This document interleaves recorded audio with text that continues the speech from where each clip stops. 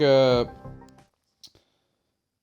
First of all, hello everybody. My name is Jaden, aka Vinkaiju. It is lovely to be back with you. I'm here with my good friend Hakob, and I'm playing some more Dying Light while he does things and chats with me.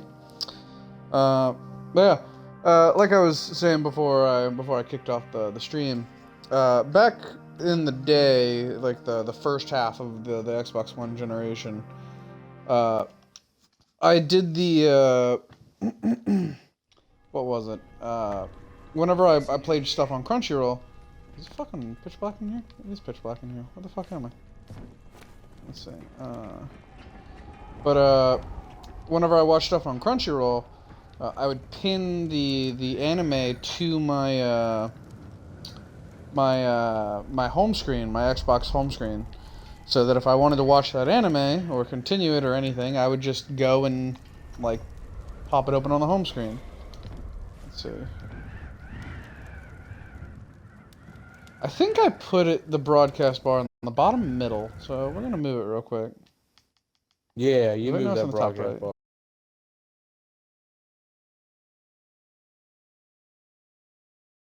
bar. There we go. Moved it.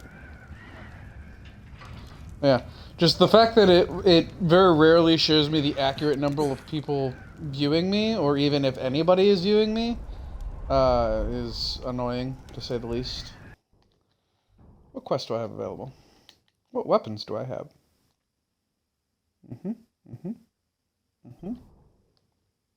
Cool. So my next main quest is the sewer guy. Let's see. Yeah, about the bombs being dropped. That's right.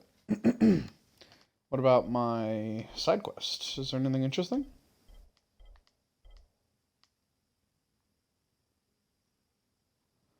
See, that one could be interesting. Get the healing recipe. I think that's the one with herbs. Maybe? I don't remember. Togan Fatine. I think you get something from then. I don't remember.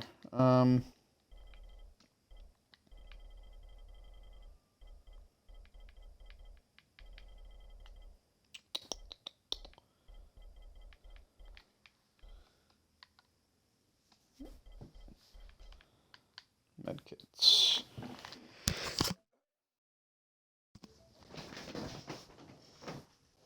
I don't know what's going on with your game. Don't ask me fucking questions.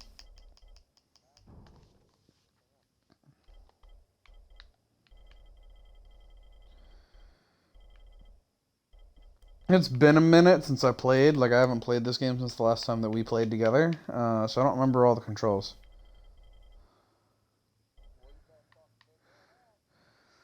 Dying Light bonus docket. Quartermaster provide you with a record if you redeem this docket. It can be redeemed only if you're online and have an active connection to the Techline online service. I guess I'll go redeem that. Where's the... Let's sit over there, right?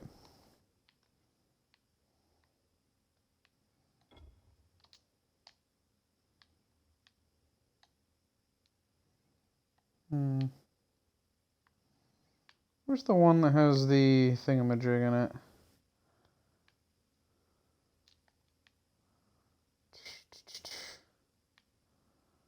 Oh, the quartermaster. I don't fucking remember. I really don't. Where the fuck do I need to go? Aha! Wait. Is there a Hell Raid machine over there? That doesn't seem right. Whatever.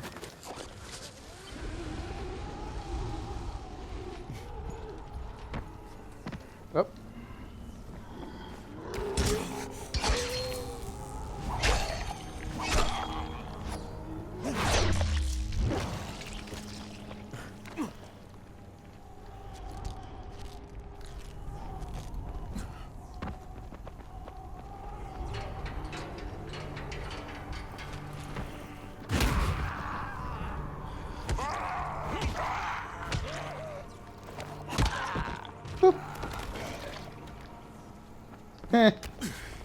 I always love when you're just walking along and you just watch a zombie fucking launch itself off the roof of a building for no reason.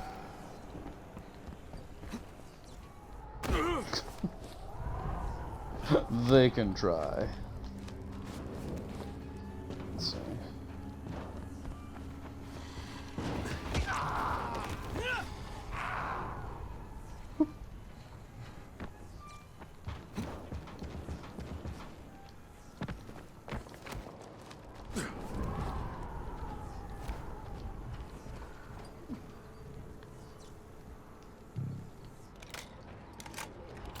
What?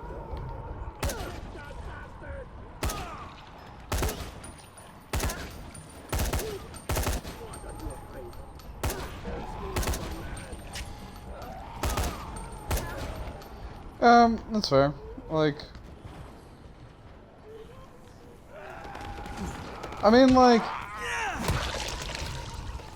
I don't know, like, I feel like there's some argument both ways there, like,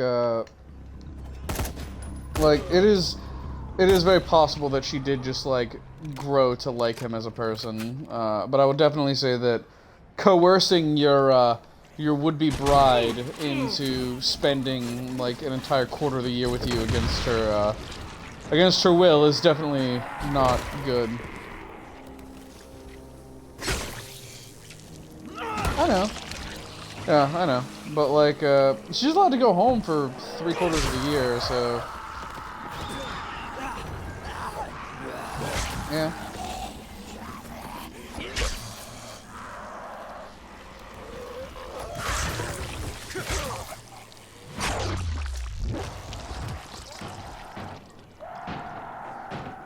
Yeah, that's that one I genuinely don't get. There's nothing, like, there's no leeway there. Like, Joker has been clearly betraying, like, not betraying, but abusing her on multiple occasions, to the point where she has canonically run away several times. I think that on several occasions she's dated Poison Ivy even.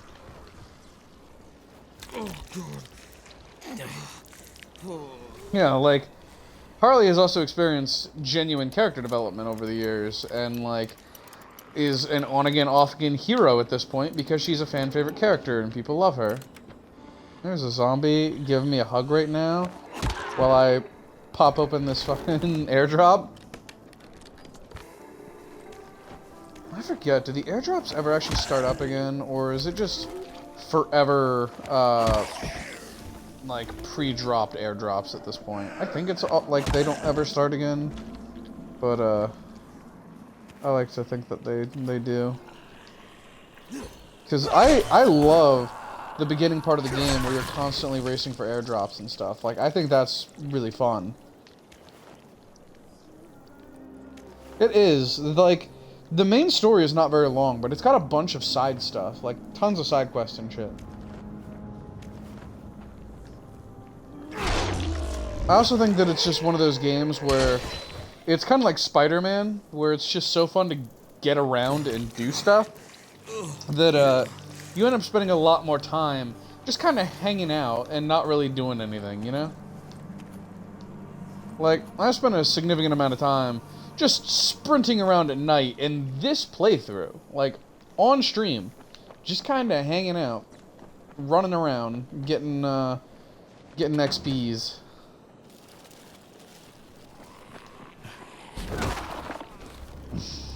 Bro, I cannot fucking wait for Dying Light 2. I fucking can't.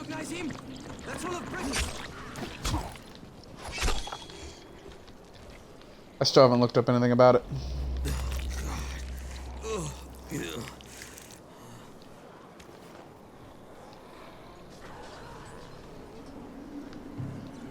I don't remember. Is this good? Is this a good weapon at this stage of the game?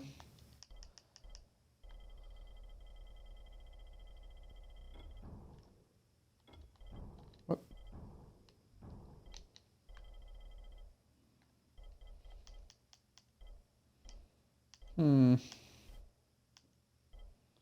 Why do I have an unturned rake? Where did that come from?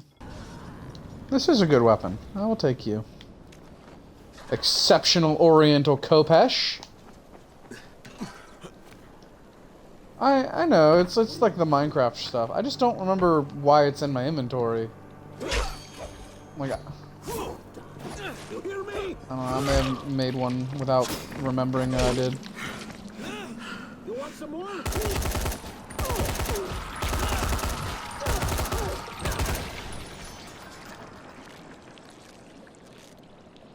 Always lovely to shoot a man's head off and just watch him walk around for a little bit.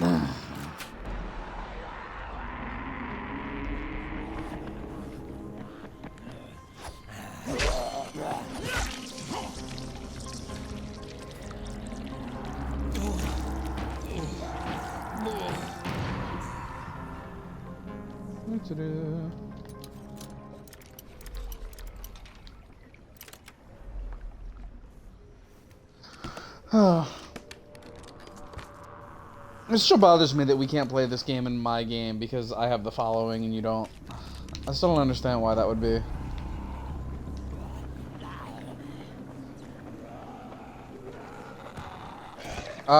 Yeah. Unless that's, like, one of the few things where, like, they genuinely did not actually program it into the base game. Which I could see. Yeah, like, the DLC is not actually installed as an update. It's an entirely separate thing. Which, that I could understand. Yeah, it might be like, because there are swords in the base game, though, so it's very possible that it just looks very similar. Like, it could still be that my sword looks different to me than it does to you, but, like, I don't think that there's a mace in the game.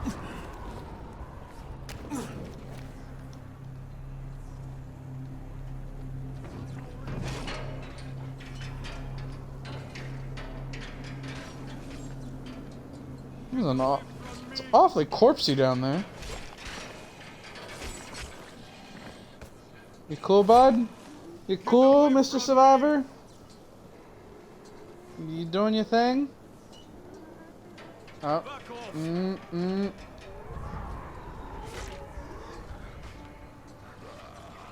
can crouch in this game, right? I can, yes.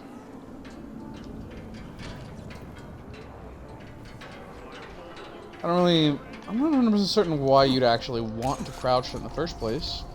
It's not super useful.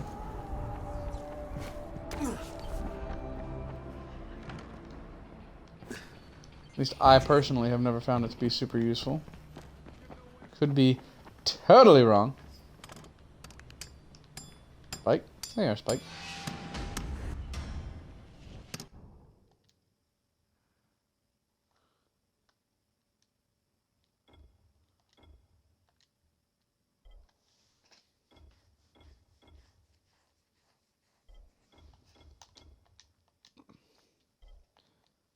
There we go. I now have several king mods. Cool. Let's see. Cool, yeah, I only actually got 3, which is fine. The thing left some room for interpretation, so it made it seem like I could potentially get 3 for each of the things that I turned in, but it only gave me 1 for a total of 3, so. Did you hear that loud music? Someone turned it up on purpose. Didn't I already do this quest? Yeah. I already did this quest. The Do You Believe? Isn't that the, loud music?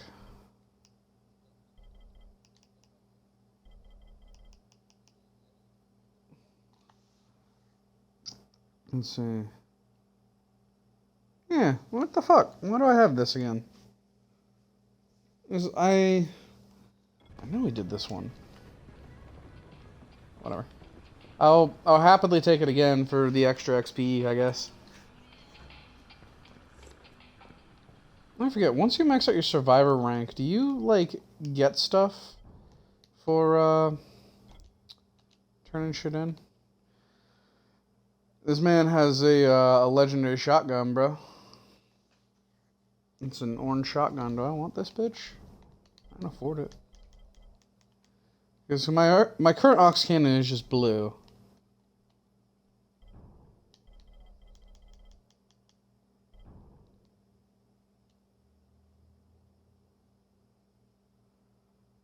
I don't know.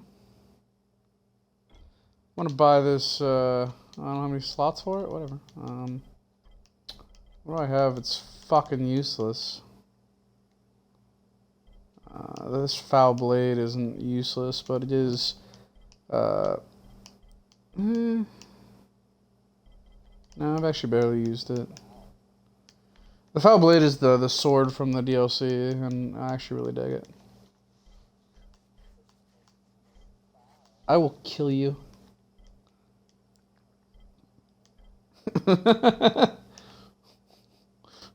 Fuck you, making some puns over here.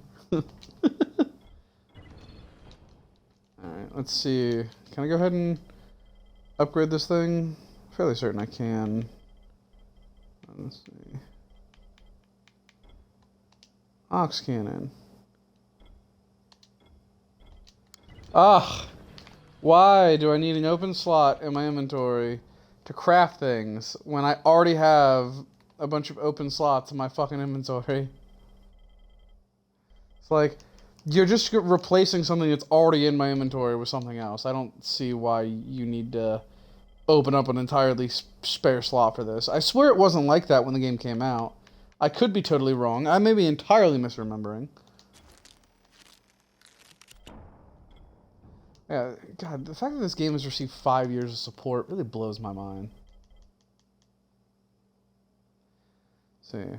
9/11, 25/30. Okay, yeah.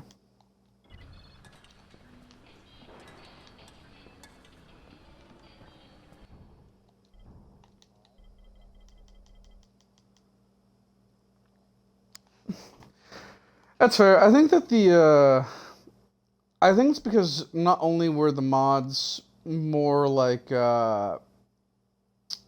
creative almost, but that they also did they had a more distinct visual look to them in a lot of cases. Yeah.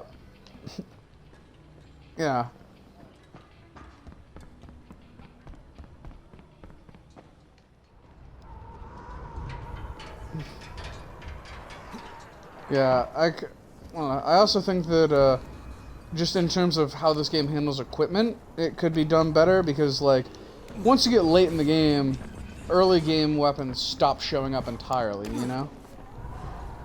Like, you won't see just a baseball bat when you get to, like, level 25.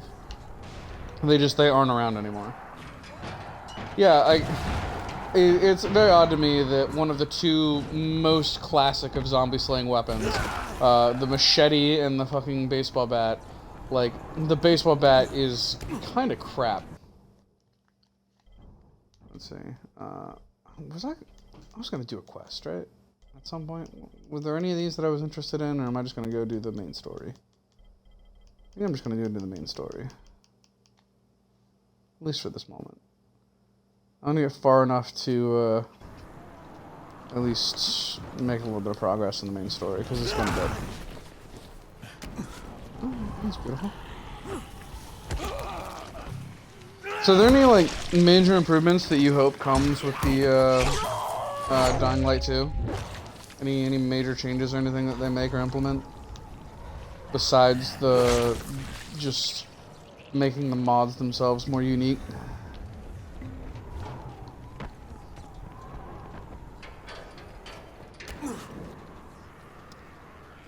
Okay, yeah, instead of just, like, web zipping your way over to it. Yeah.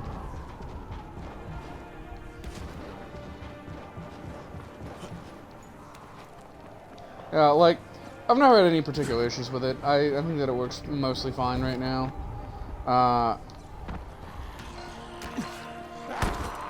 Yeah, I do really like just the general improvements that I've seen them make to parkour in general. Like, it looks like you have a lot more options in just terms of how to get around. So.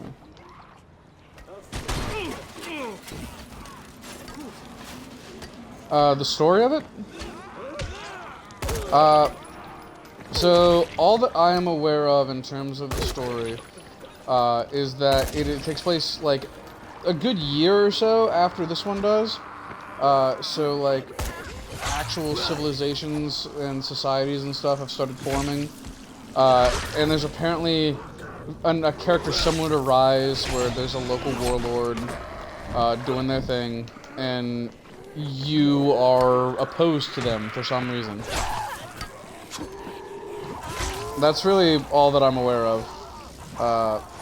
They have made it very clear that, like, your decisions that you make in game are going to be pretty major. Like, I don't know if you remember the gameplay trailer they showed off, but in that one, like, at the end of the quest, you had the option to unflood a portion of the city, and it would open up an entirely new district, but it would also make the city in general more dangerous because it would open up a new type of zombie.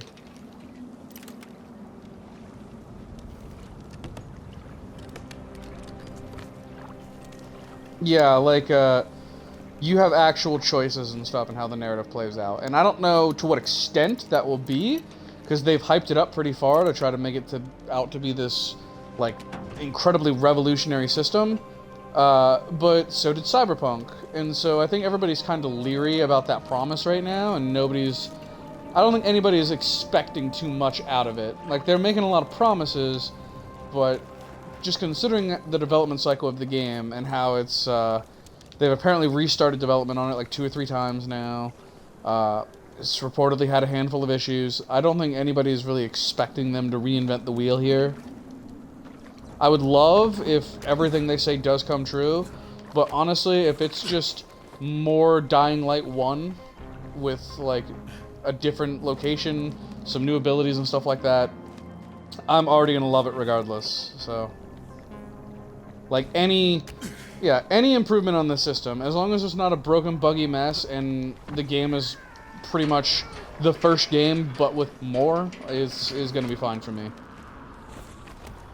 I don't need them to deliver on these extraordinary promises they've made. I just need a good Dying Light game.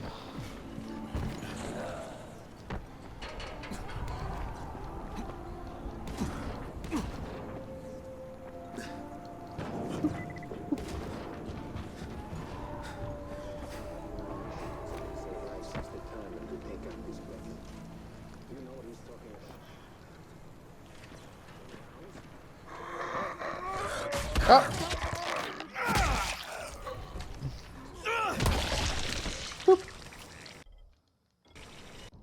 What skills do I have right now? Is the agility skills that are the breakaway stuff? Yes, they are. That's why I don't have them. Because my... You have the what?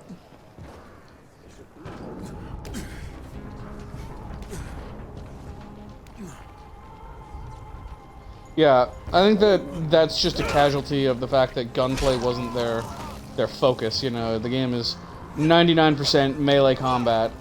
You don't get a gun until like 2/3 of the way into it, and even then, ammo is relatively scarce. Like, when you get a gun in this game, it feels like a huge deal because it kind of is.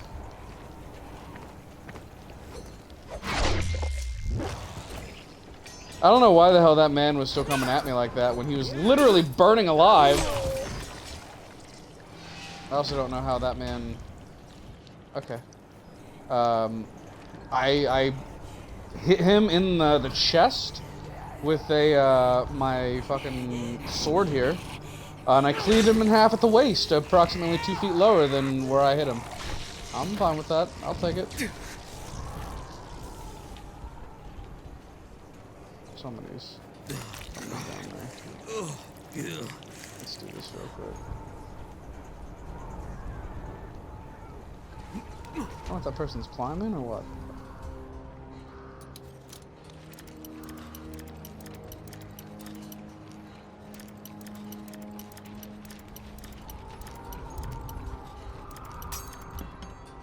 So are there any other zombie games coming out in the near future that look decent at all? Oh, is that like an actual zombie game? Yeah. Alright. Oh yeah, I know that everybody's been touting it as Left 4 Dead. I just wasn't sure if you were still fighting zombies. Because, like,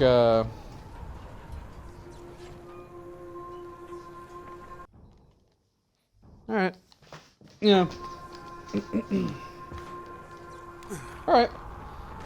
Because, yeah, like, Warhammer Vermintide is essentially just Left 4 Dead, but you fight rat people instead of zombies, and you use melee combat for the most part instead of gunplay. And it is a perfectly fine game. That is about my extent of that game, in terms of my opinion. I don't think it's bad, but, it's not something that I see myself playing a whole lot. Like, we did, like, 3 streams of it, I think, and outside of that, like, I've pretty much had my fill of it. I'm good.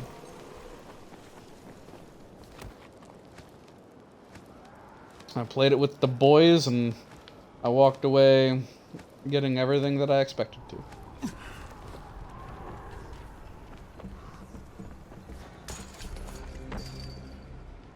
Okay, there's a shopkeeper over here. Covered in blood, can't see. Want a deal? Do I want a deal? Damn right, sir.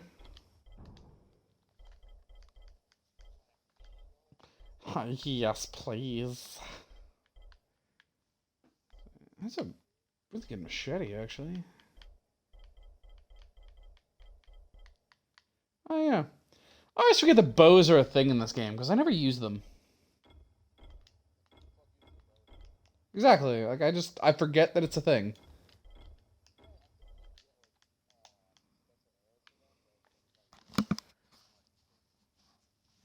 Yeah, like, I'm fairly, like, you can get exploding arrows right now. That's why I brought it up. Because, yeah, like, it's just not, like, there are other weapons that I would prefer to use. Mainly, the ox cannon.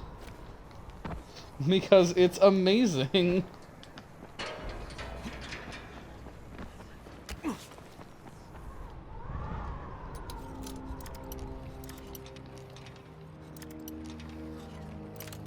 One thing that I do wish that they, I wish that just game companies in general would stop doing is if you're playing a single player game, or at least a game that's not competitive, don't worry about patching out exploits, because, like, they're entirely optional, for one. You don't have to use them. It's not going to hurt anybody's experience if they're able to clone things. If they don't want to clone the thing, they don't have to clone the thing.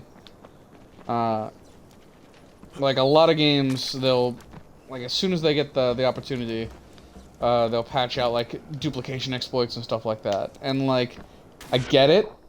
Like, I understand that that's not the way the game was intended to be played, yada yada yada. But, like, let people have fun, you know? Like, that's the, like, if it makes them have a good time with the game, I see no reason to allow it. It's like allowing, it's like cheat codes, you know? Cheat codes don't really pop up in video games very often anymore, but people loved the hell out of them back in the day. I gotta find Michael. Whatever the I, others for have one, in wish mind, if that it stands any chance of that working, cheat codes were still I've gotta common. make it happen.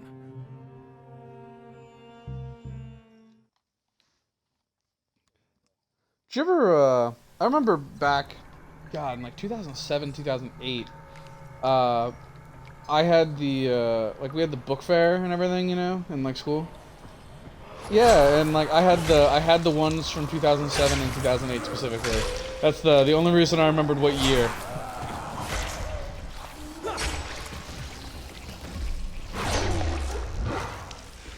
But, like, I enjoyed it. Like, I had so many just different sheets that I'd written down and everything because I use them so commonly.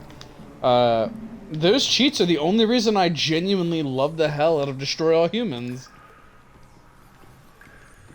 I can't imagine playing that game without cheat codes, because the cheat codes turn it into an endless sandbox where you can just do whatever the hell you want.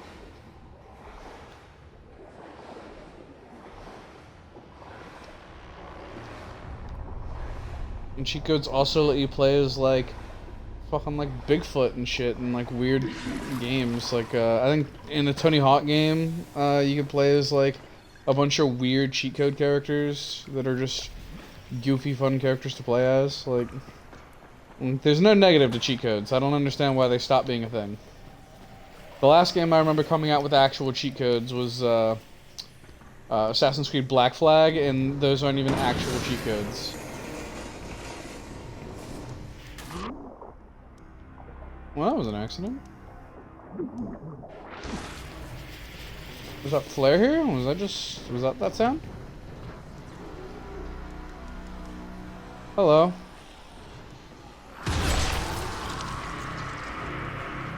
Alright. I'll accept that, I guess.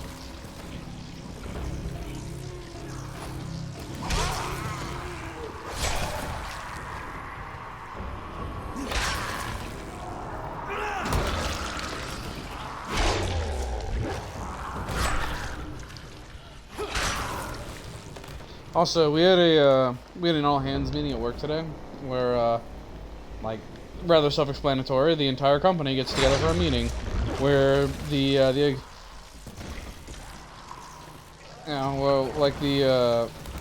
was all digital, like we just did it over Teams and shit, which is like fine, but like nobody was particularly impressed. What the fuck happened to this guy's head? What the fuck? That's like one of the most gruesome fucking things I've seen happen to a guy's head ever.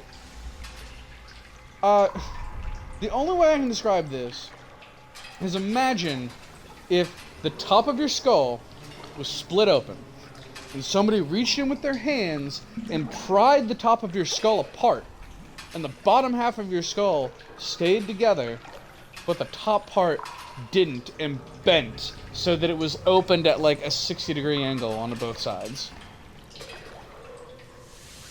Like, this is fucking crazy. Like, what the hell? But yeah, several of us ask various questions to like the CEO and shit, and the president of the company and all that kind of jazz. Because for some reason they're not the same in my company, like they are 9 times out of 10. Which they used to be, so I don't get why they aren't.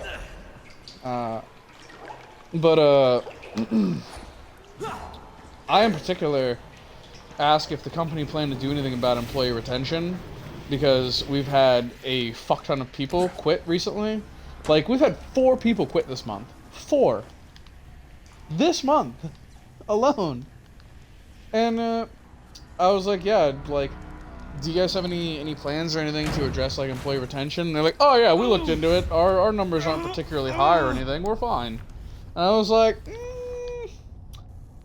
so what you're saying is you have no plans whatsoever to address employee retention. Beautiful. But they're not fine. We've lost 4 people. That's like, that's almost 10% of our company.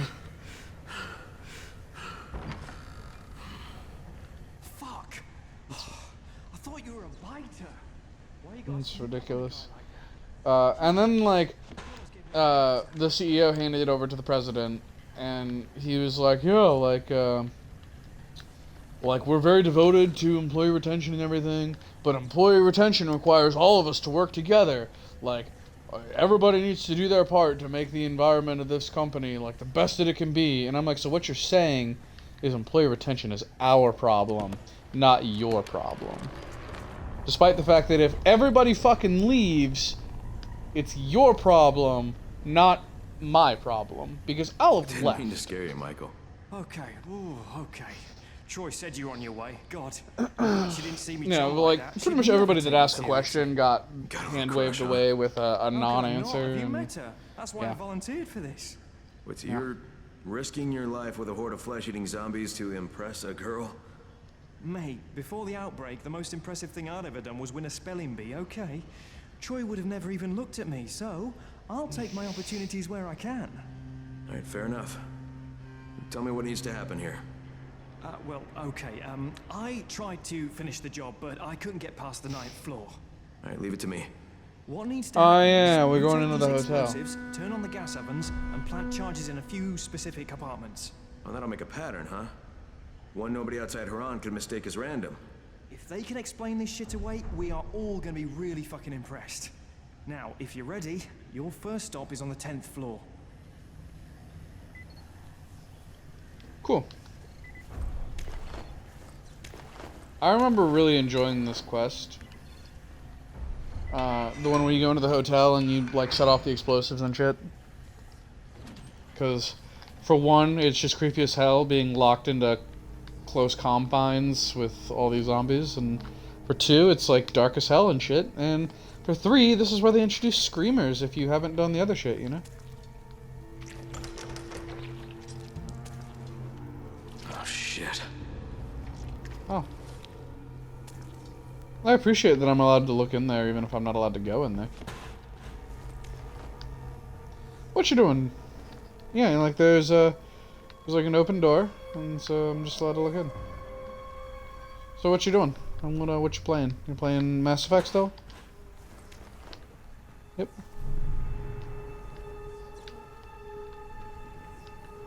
Cool. One day I'll end up playing Mass Effect.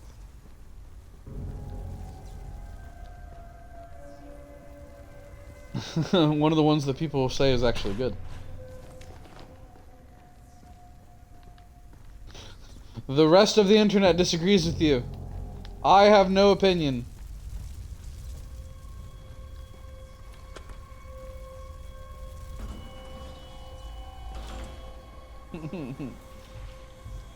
I get it.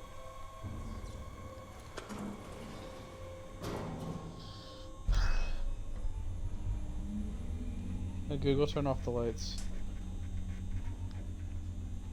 Well, that's a shame.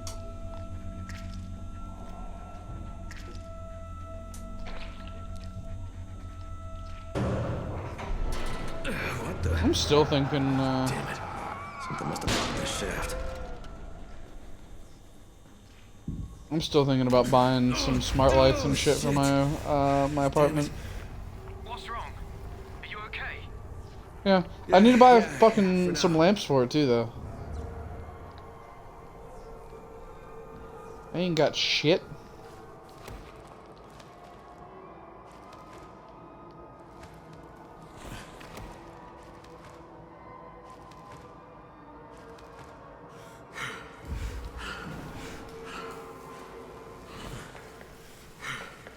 Nope.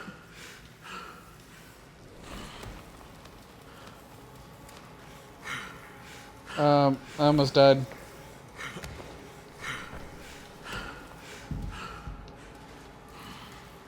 Okay. Nope, nope. Cool, that failed too. Wonderful. What do you want from me right now, game?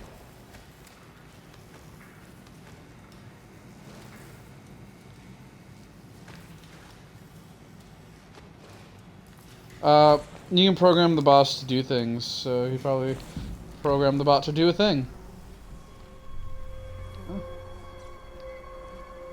I don't know. Oh, well, in that case, I really don't understand. We don't even, like, we don't use Groovy in our games either. We use tabletop audio like cultured people. And I'm gonna be honest, there's like no selection for the recruitment arc because like there's really nothing particularly interesting in terms of music that I think goes with the recruitment arc.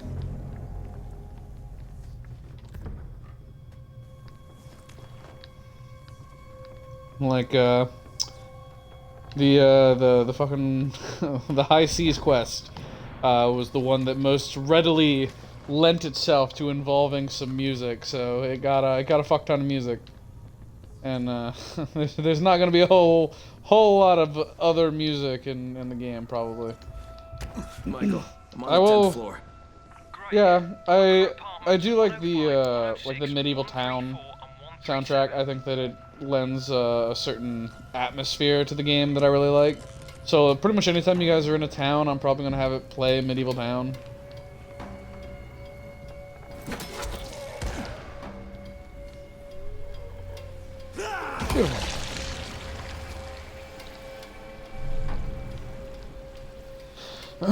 Well, it's not gonna happen this week. It's not, because, I mean, because, yeah. I mean, frankly, I think you're the only one of us who has, like, the highest chance of survival, so I am scared for myself. Yeah.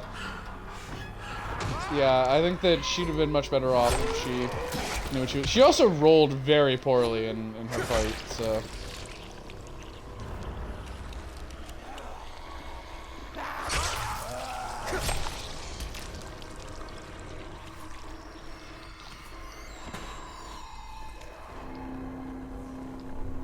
And I think that, I think about the champ is that he seems pretty open to, just allowing everybody to use all weapons. My biggest concern is that, I'll go into a fight and be told I can't use my sword. My good old Wakizashi, and then I'm just like, neat.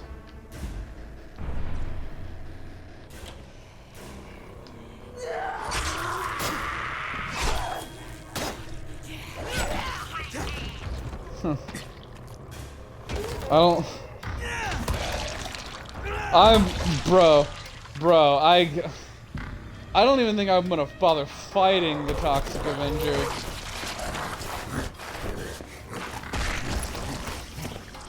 I'm really not sure. Unless there's like more to his ability that we don't know about that gives me a fighting chance. Like just the audience can't see it or something. Like, I'm not optimistic.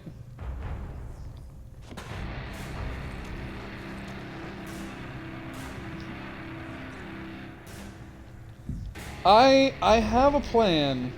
I picked up a handful of imps before everything started, you know. The first apartment. And I have two potential plans. One of which I can only use once, so it's the last resort plan. But I think that at least my primary plan, the one that isn't a last resort, will at least be able to do to level the playing field if nothing else. I don't want to say yet because I haven't used that. I haven't used the imp yet, so I don't want you guys to be aware. I want you to be as surprised as the enemy is. Like when you busted out that fucking anti-magic field, and then the guy was like, "Oh no! Oh shit!" That was pretty great.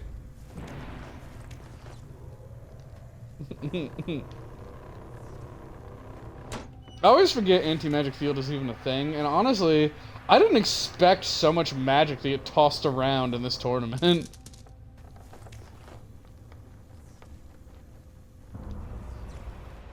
Yeah. When it's a commodity, like, there's no reason not to. Second apartment's done. Damn, you're better at this shit than I am. Next you need... Oh, shit. What's wrong? Michael? Yeah. I've got some company here. I'll get back your back. Yeah, like, at this point, Michael, get out of there. Get to safety.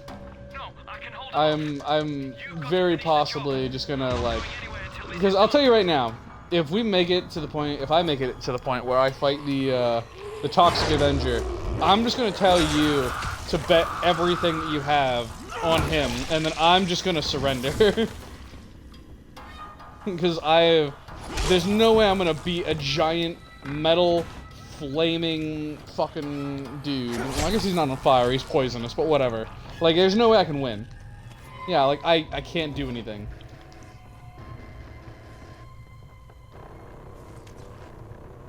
I'm sure you will.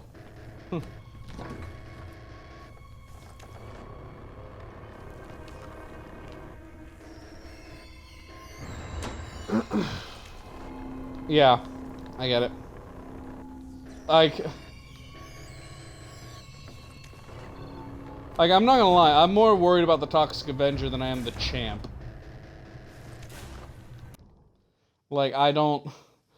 I don't know what to do about him.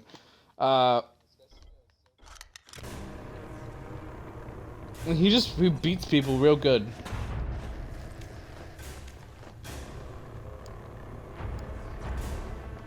Let's see.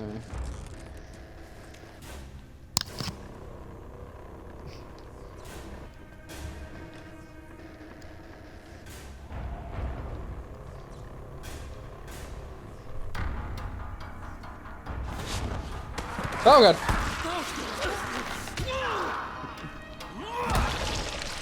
You scared me, zombie.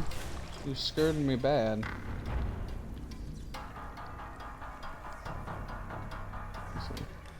It's always possible, like, Hunter could very well surprise us, you know?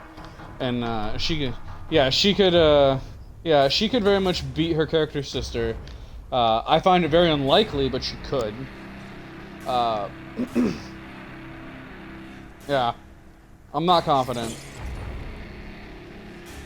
But, I think a more experienced player could pull it off pretty easily. Well, not necessarily easily, but I think a more experienced player would at least have like a pretty even shot of pulling it off. I'm not confident that Hunter has the experience to pull off a win in this regard.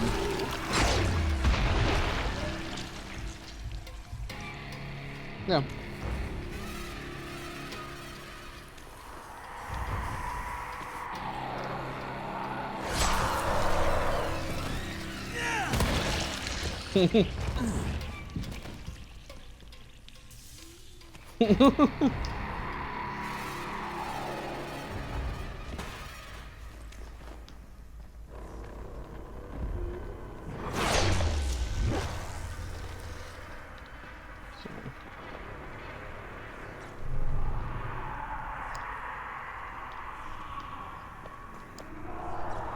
Yeah.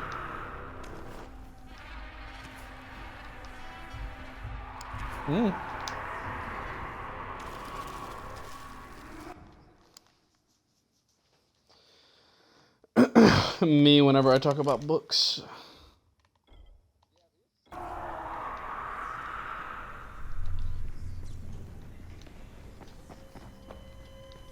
I go into overly detailed analysis that nobody asked for.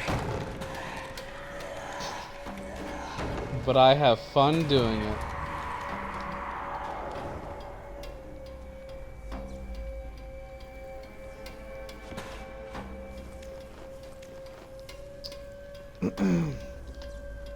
I can't wait for the Wheel of Time fucking Amazon show to hit, man. Like, it's supposed to drop this year. It just keeps getting pushed back because of COVID. Because they're shooting in Croatia, and Croatia keeps going through big, like, COVID shit.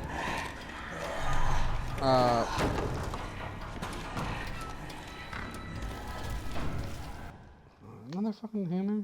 It's not good either. The person outside my apartment. I think it's some kids. Yep. There.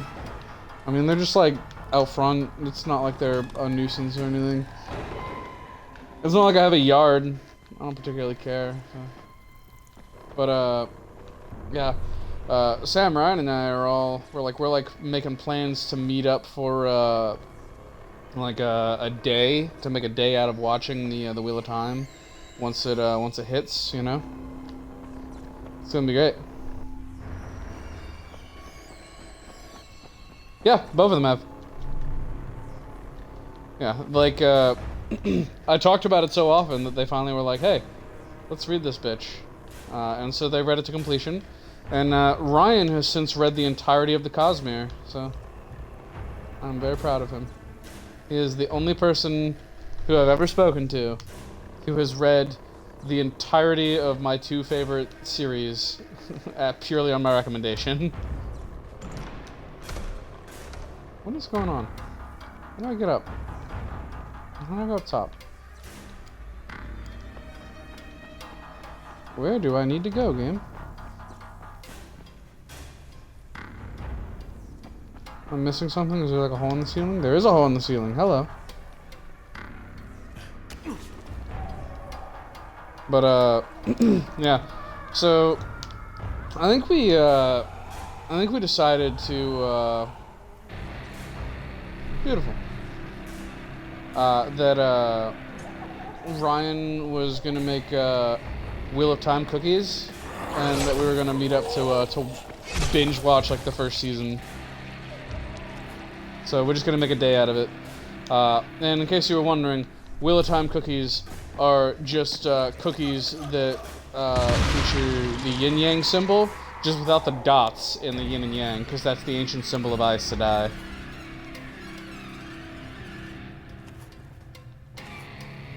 Jordan was very big on the idea that history repeats itself, and that the world in the Wheel of Time is just our world after an ungodly amount of time has passed, and history has repeated itself so many times that, like, our legends have just been repeatedly handed down over and over again, changing. So the yin-yang symbol, so ancient symbol of Aes Sedai, just different, and so on and so forth.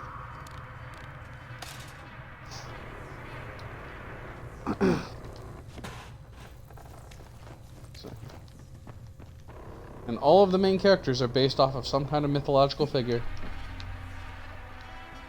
The main character is based off of a mixture of Tyr from Norse mythology, King Arthur, and Jesus. Tyr from Norse mythology. Yeah, he's based off of him, Jesus, and King Arthur.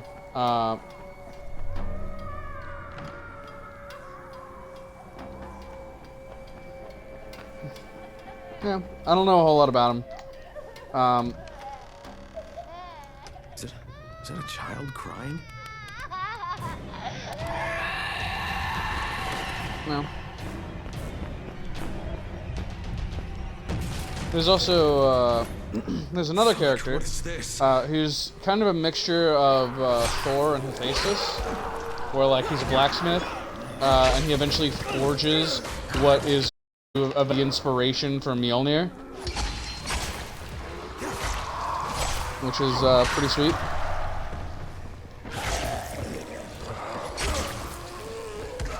And then the last of the three main characters is based on fucking Odin.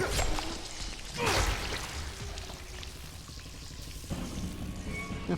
He's he gains the title the Prince of Ravens. He uses a spear that has, like, ravens on it. He's also the luckiest man alive, and he loses an eyeball.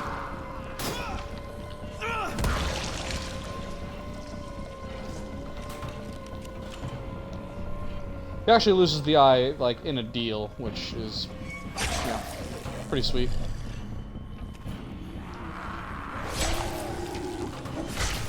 Because when you make a deal with creatures that are essentially Fae, you gotta pay a price.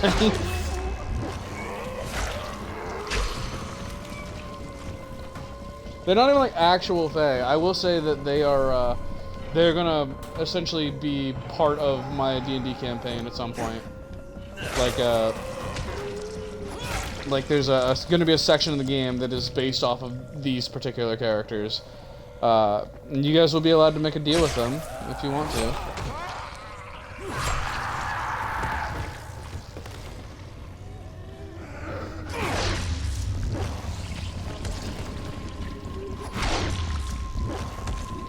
I mean, so the I plan for you guys to essentially be able to just kind of make literally any demand that you want to using these characters. However, the price that you pay is going to correspond directly to, like, how big your request is. You could quite literally ask for literally anything, but the bigger your demand, the bigger the price you will pay. Yeah.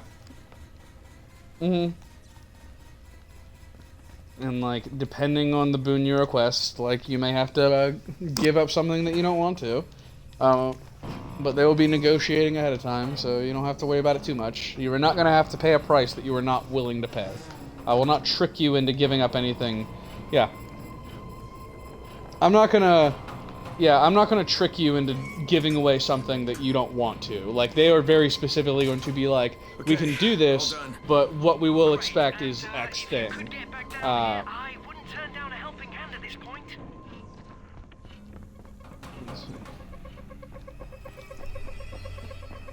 Listen, hey. Oh, you sneaky fucker. Jesus Christ. Michael? Listen, if I don't make it, you have to grab... Get off me! Grab the detonator! Get the hell out of here and blow this place! Michael, get the fuck out of there and head back to Troy right now. Just leave the detonator. Michael! Michael! Shit.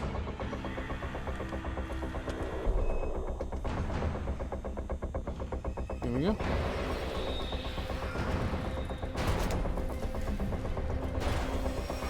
Oh boy.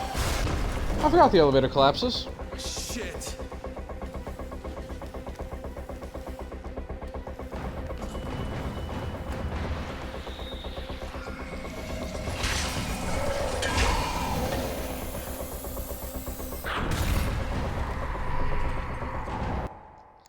Alright.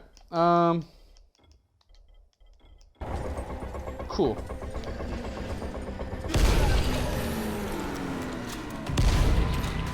Ox cannon, motherfucker!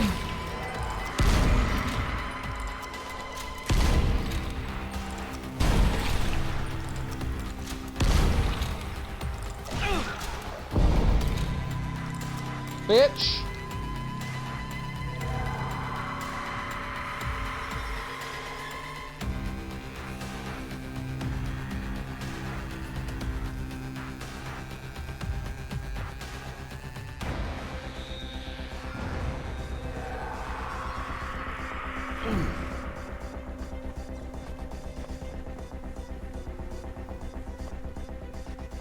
Oh, hey. This is the floor that I wasn't allowed on.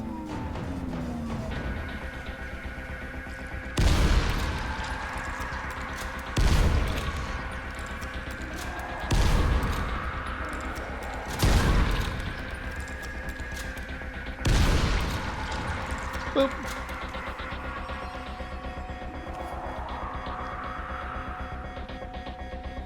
Can I close this door? No? The door's been blown off its hinges? Cool. That's fine. I'll take that. It's whatever.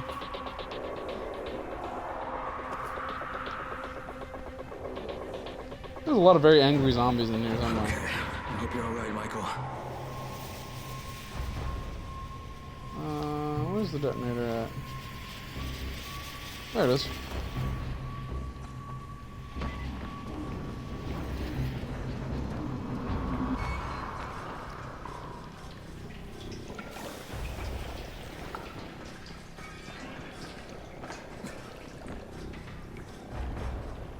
Oh, hey! I'm in the story and it's one of the Hulk zombies. We ain't taking chances with you, big boy. Ox cannon. It fucking is. Oh my god. It's so amazing. It's, but it's so fun to use. God, broken content in single-player games can be so much fun. Like, I'll never understand why companies insist on everything being perfectly balanced. I like the general gameplay to be balanced, but like I am very much in favor of there being like one thing in the game that is just unashamedly broken.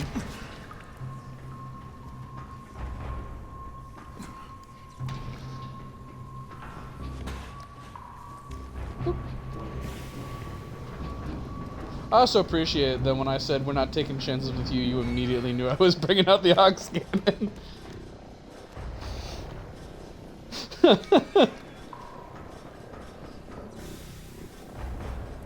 It truly is. It's your one-stop shop for getting things done.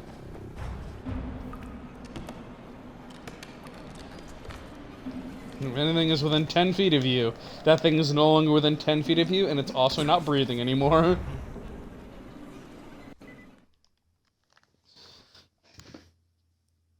I have the detonator now.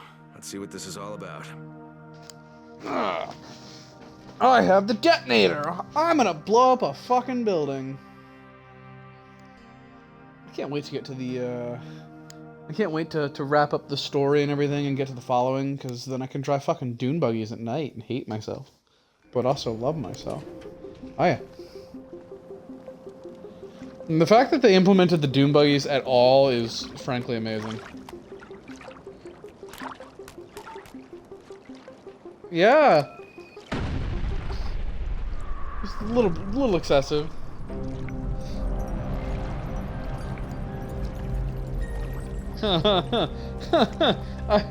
Oh my god, I forgot the bombs that you set up were in the big frowny phase. Jade? Rain, Jade, is that you? Crane, I heard what you did. I see what you did. So, do you believe me now that I'm on your side?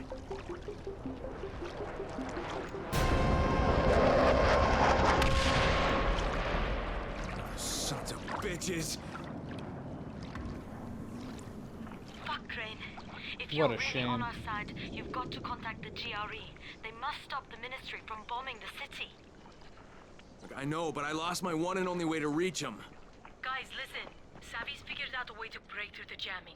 He just needs your help to do it. Okay, Jade, you heard that? We have to meet. Yeah. All right. And my controller's about Meet today. me in that red building on Emerald Canal. We'll go from there. And Crane, be careful. The infected here are even more ferocious than the ones in the slums.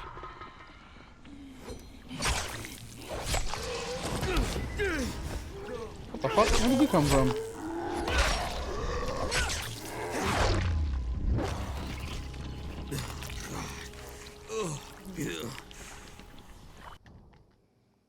Cool. Alright.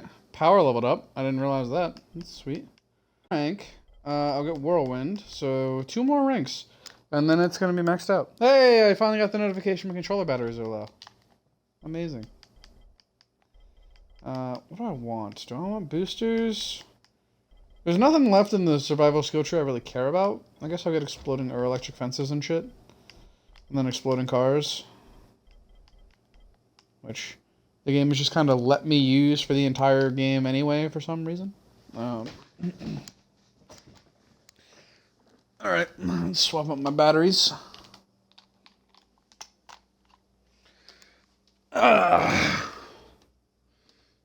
So how's Mass Effect coming? Yeah. God.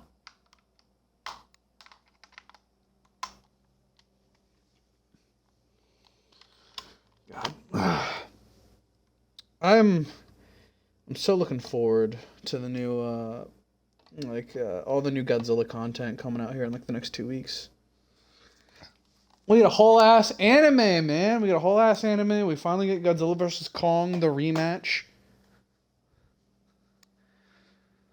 Hopefully this one is not as so blatantly biased as the previous one.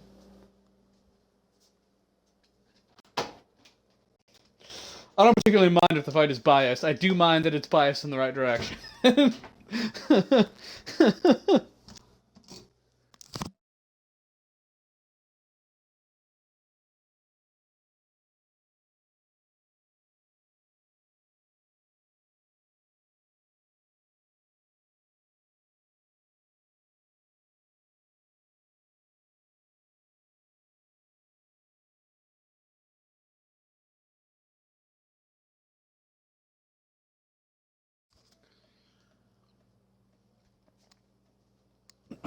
The new anime season is also starting relatively soon, if I remember correctly. And when it does, we're gonna get the new season of My Hero Academia, which I think is going to cover the one of the arcs that I really enjoyed, and then also cover the arc that caused me to drop the manga. So we'll see what happens. Oh, cool. I love when you wrap up a quest line that, like, while you're doing that quest, you have no idea what time it is. And so when you wrap up the, when you finally get back out into the real world, it's nighttime.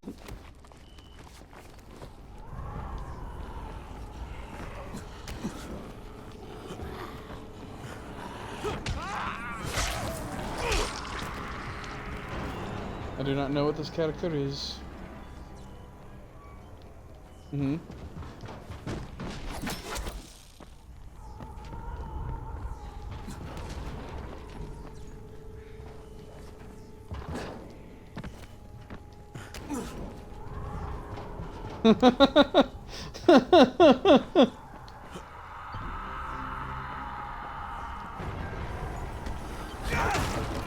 Let me be old and cranky.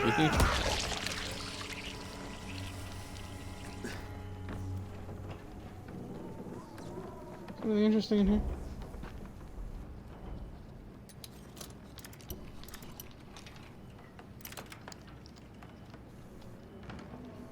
Also say one thing I just realized is that playing video games without any kind of haptic feedback these days is super weird, because like every game has like a vibration feature, and not having that vibration feature is really odd.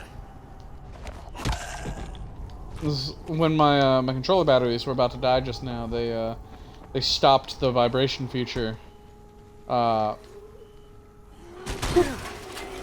And when they did, it felt really weird because I was picking a lock and it wasn't doing the vibrations.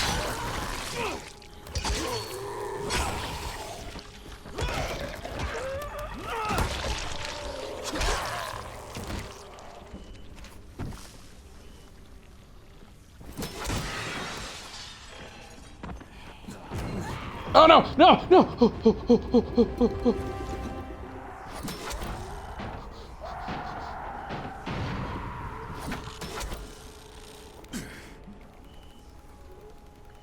They saw me.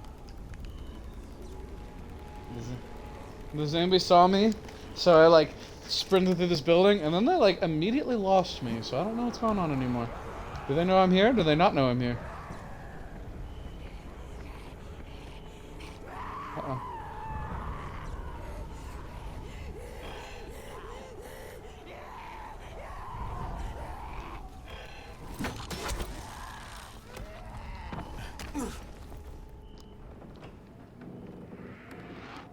Okay, here we go. Jade? Jade?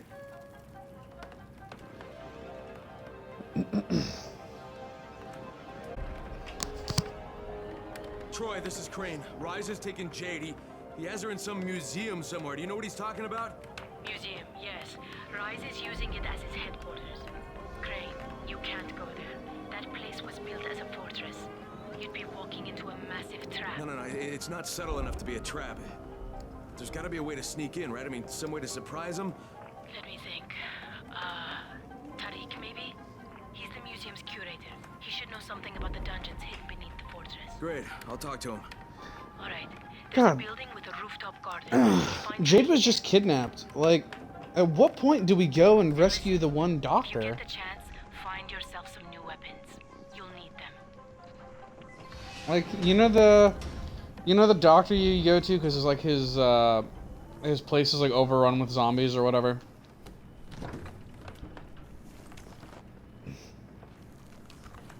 Yeah, but we didn't go do that yet, did we? No, like the other doctor, the one in the in Old Town, not the slums. Yeah. Because like you go to his lab and like somebody let in a fuck ton of zombies and it's fucked up. Alright, I was gonna say, I swear we didn't, but like Jade was just kidnapped and I was told to come to the museum, and I remember like, because the end of the game is you going to like where Jade is and shit, right? So like to break her out of there. Yeah, so I'm like, what the fuck? What is this? Let's see. I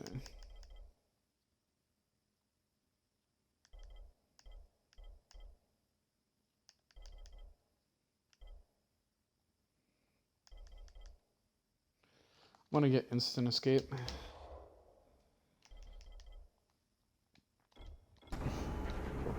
Oh. Hi. Hello, sir. Goodbye, sir. He fall down, go boom.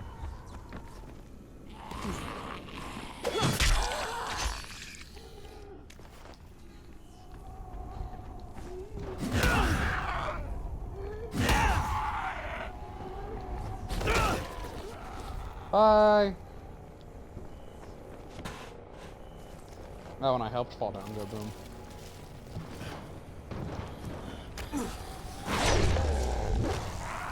Sure are a lot of zombies out right now. I know it's nighttime, but I feel like there's more stuff on my map than usual.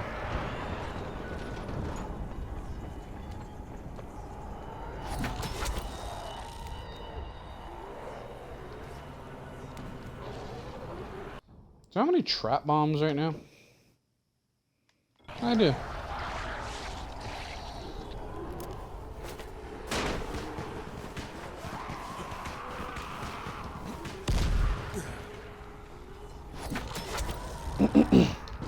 Trap bombs at night in this game is like stupid overpowered in terms of leveling up your power. It's truly lovely. Oh, hello.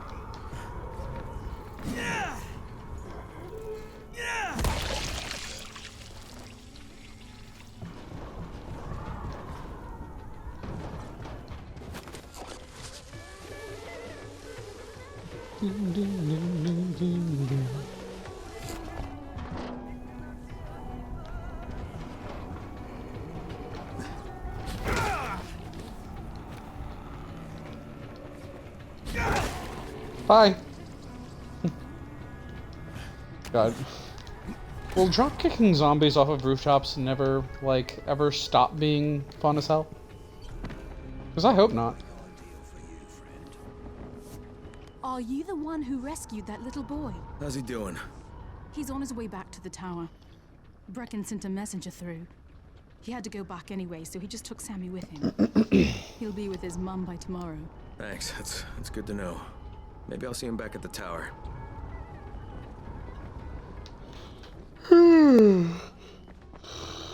If you're looking for food, you've got to wait and get your rations like everyone else. That's not why I'm here. I'm Crane. I'm a runner. Anything I should be looking for out there? We're pretty much out of everything. Food, water, medicine. You wouldn't expect Old Town to be poorer than the slums, but it is. Got to admit, it makes me wonder about those rumors of a big supply cache hidden somewhere. Too bad the one person who'd know it's true is David Erdl. You can't get anything out of him. Where do I find him? Across town. He's not dangerous, he's just difficult. He's the former town clerk, and he can be extremely bureaucratic about things. Try not to kill him, but if you have to kill him, I'll totally understand.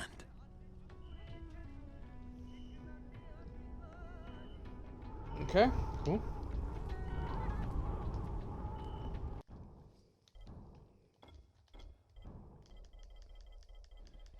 Why do you do this game?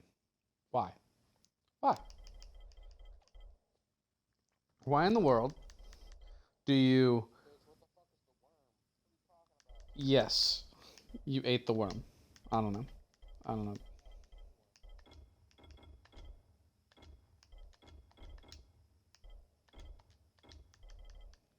I don't know anything about whatever the hell you're doing. I don't know.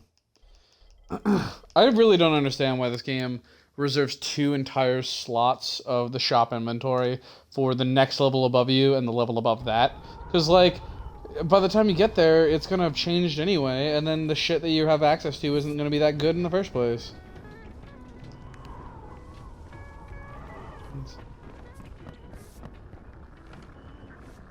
Tariq? What do you want? We don't have anything here but a few scraps of food. Relax. Troy sent me. Troy? Oh, thank God.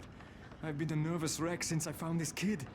He's got nobody to look out for him. But I'm not so good with kids, you know. That's not why I'm here. But Troy promised she'd send someone. I need to get into the museum. The museum? But Troy told me someone would come to help. She promised. Okay, Tariq. You tell me how to get into the museum, and maybe I can sort out your problem here, okay? Rise controls the museum. He would kill you on sight. Well, then I can't have him see me. Now, Troy said you used to be the curator, and that if anybody would know a way in, it'd be you, so how do I do it? Do you have scuba gear, perhaps? No. Too bad. There's an entrance under the surface of Emerald Pond, but it would be a long swim under the water. You would most likely drown. Yeah, well, most likely isn't definitely, so guess I'll give it a try.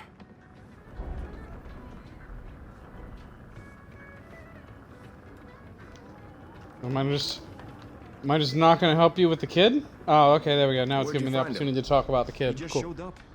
He barely talks, and when he does, he says some strange things. A lot of it is about someone named Mike. The only thing he had with him was this voice recorder. But this fella, Mike, it might be his brother. The kid says he left him behind. He asked me to go get him, but I don't think I can do it. It's too dangerous to take him with me, and I don't want to leave him here alone. Do you know where he lived? Dolma Street, Unit 11-2. Okay, maybe I'll check it out. Keep this recorder. Maybe it'll help you understand what happened there.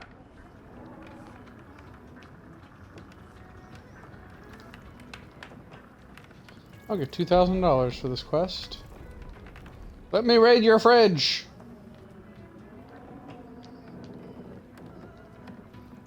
Yeah, fuck them. Let me raid their fridge. It's fine. Most of their food came from me anyway!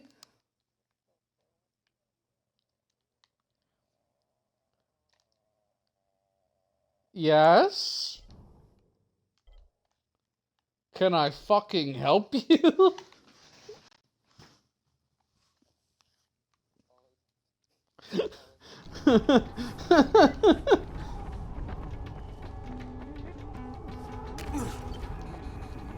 All that comes to mind is that moment when you're trying to speak, and then your brain just starts buffering, and just you can't put together a coherent thought.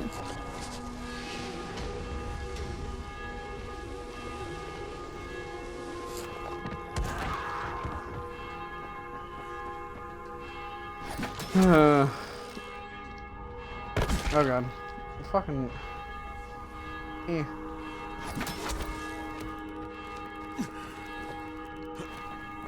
All the sleepy time zombies are going away now.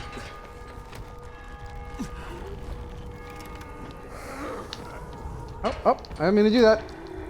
Hi. Bye. Did it die? It did die. Sweet.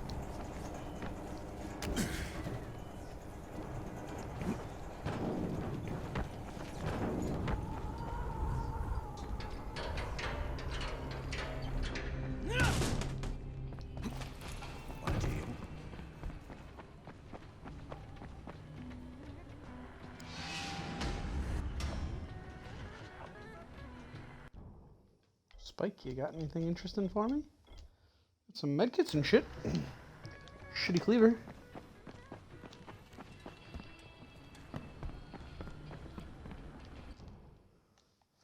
Ooh, I'm gonna buy a bastard sword.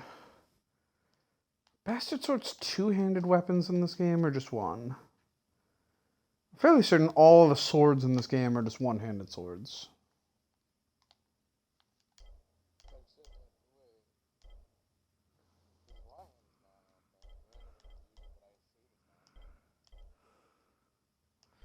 I also did not get to do the Zweihander, I don't think.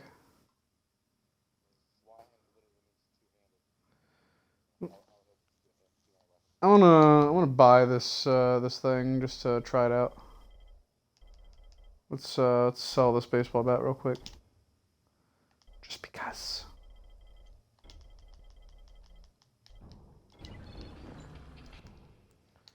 Now I think that the Zweihander mod lets you customize an existing two-handed sword, right? Yes. Yeah, it does. And it lets me customize the bastard sword, so... Looks like the bastard sword is a two-handed weapon.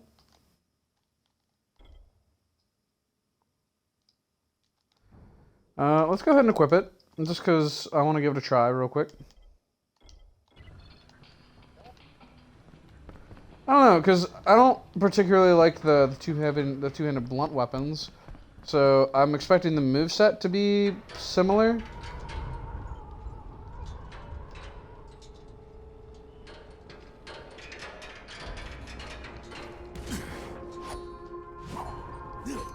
Alright, yeah, it seems to play out pretty much the same as a normal ass sword, so I don't mind. Exactly. And I think that you can, once you make those, I'm fairly certain you can, it's one of those mods that you can stick another mod on top of it. I could be wrong. Oop. Alright. And I have this Zweihander. And let me see if I can stick Angel Blade on it.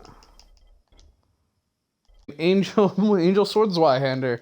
And oh my god, it does over 600 damage. This is amazing. I think this just became my new best weapon. I'm 90% certain this just became my new best weapon by a lot. Yep. Yep, it did. By a lot. I'm like, holy shit. My next highest weapon that I can see is 461, I believe. And this one is 629.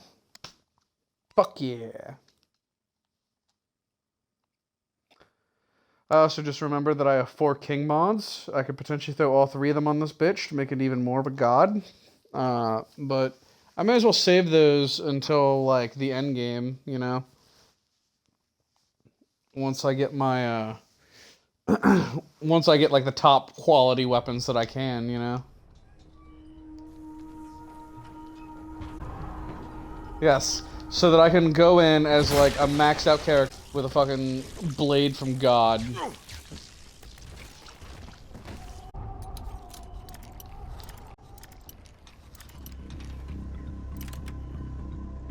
What, with just the bow? Yeah, like, I still can't believe that you actually fucking use the bow. Like, I was there and I can't believe you do it. Which baffles me. Like, nobody. Oh, the bows are like, you use the bow to cheese specific parts of it. Nobody uses the bow seriously. Just you.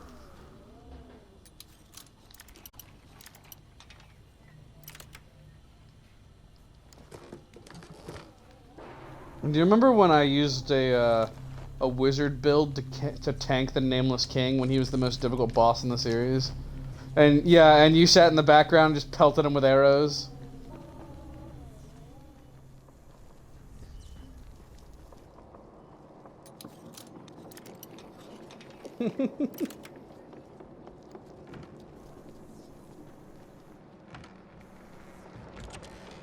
You want the fast attacks.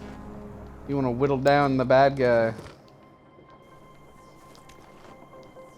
Yeah, you get like you get really good DPS with it though, so yeah.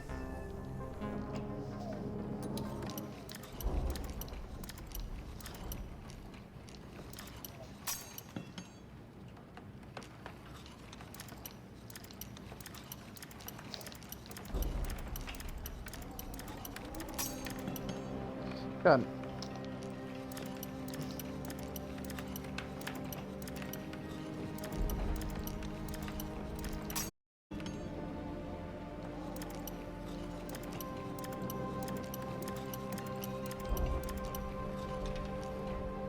Found it. Sweet. Ooh, pouches.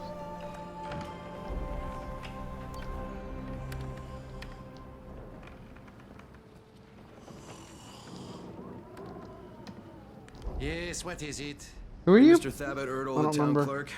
That was I was just about the Our old city I know this authority quest. has been This is the one about the dissolved bunker. by the GRE and the federal government. My title does not exist anymore. And therefore, I am no longer required or allowed to provide any services to you or anyone else. In conclusion, goodbye. Not so fast, Mr. Erdl. The dissolution order requires all local officials to be at the service of the GRE and the provisional authority as needed. Are you with the GRE? I'm looking for information about a large supply cache hidden somewhere in the city. Ah, you mean the bunker. Well, if you wish to take possession of it, you'll have to lodge a 201 needs of agency form, JP4's details of operation form, also a 606 compulsion of special authority form, oh, and a 302B declaration of emergency functions form.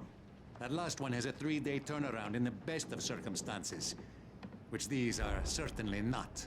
I need it now. Well, then I suggest you employ the traditional method of accelerating the government process. Which is what? Bribery, of course.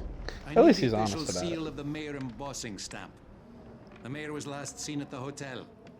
Find his room, and you should find the seal.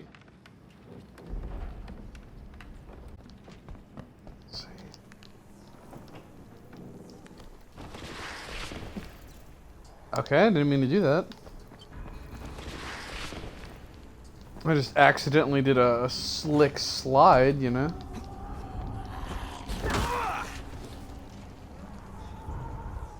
bitch.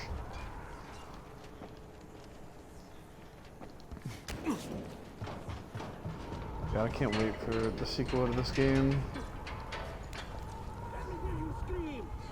The gameplay of Dying Light 2 looks like it has a lot more just in terms of the design of thing. So I'm just, God, I'm really looking forward to it. Every man for himself.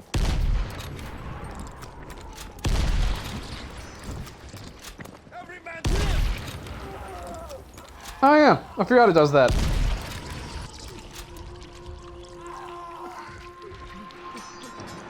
Sir, you should not be flailing. You are dead as fuck.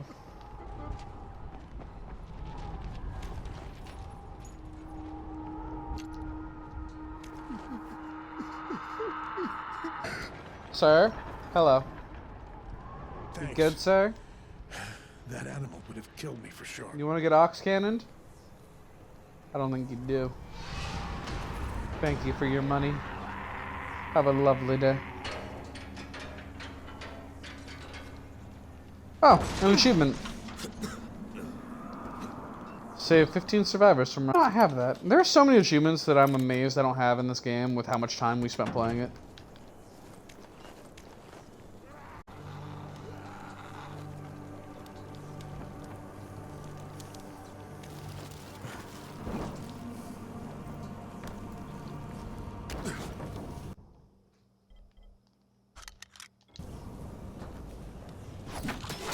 Whee!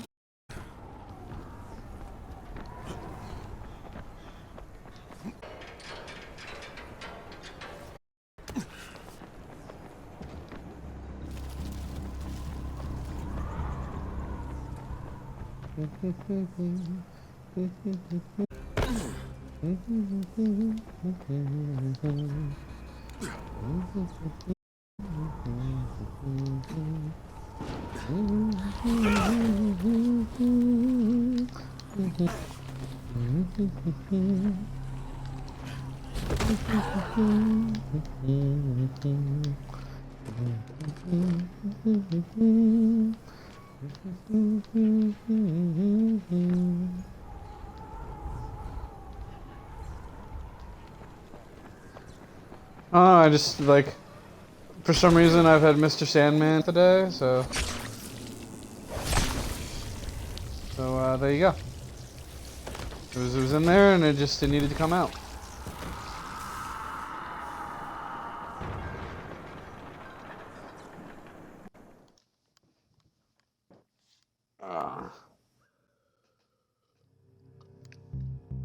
You think we'll see Sean at all today?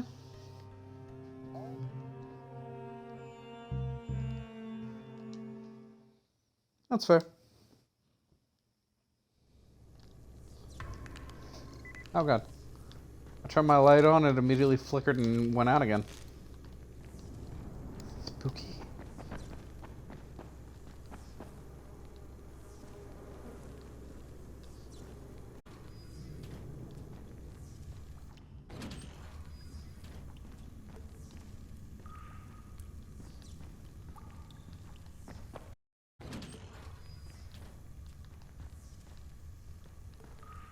Why does this place give me the creeps?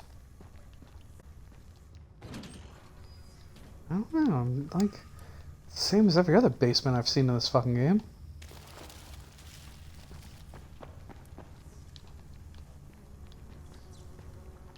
Corpse behind there. I can hear it. I can hear it.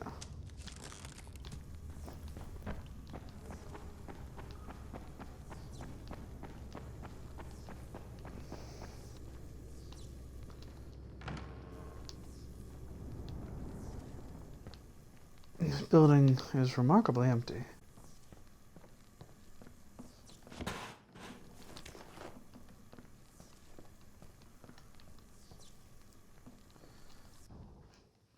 So in an actual zombie apocalypse, do you think, like, zombies would be indoors? Or do you think that most of them would be outside, people, like, running away and shit?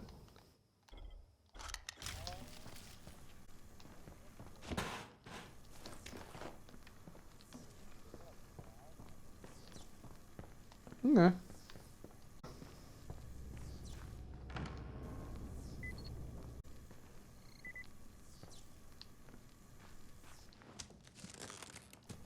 Duct tape. What a collection of books. I wish I had this much storage space for my books. But frankly, this one room is about the size of my entire apartment, so.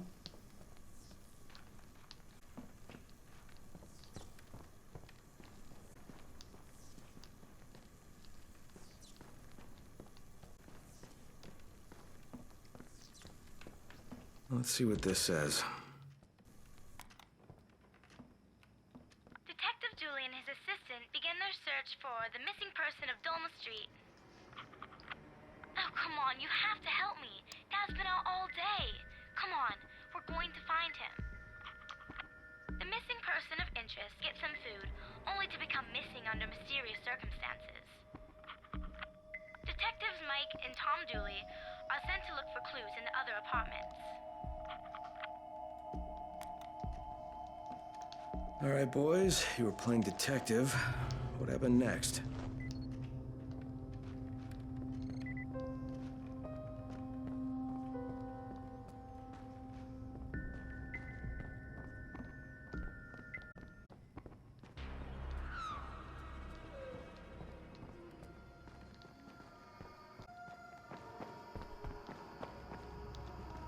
Going to go up. Flat number 3 is locked. Maybe the strange man who lives there has seen something, or maybe he saw too much. We will interrogate him later. Wait for me! Detective Julie's partner has left the area of investigation, no doubt in pursuit of some clue. It appears that he's gone down to the bleed.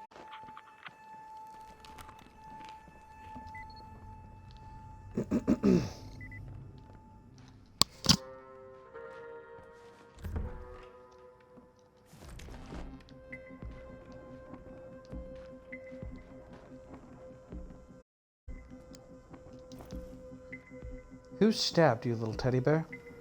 Who stabbed you? And why?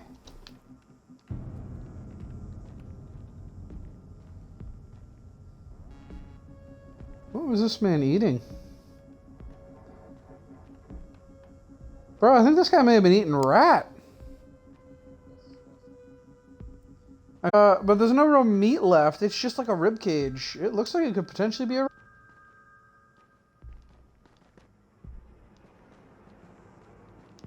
little bit. Just a tad.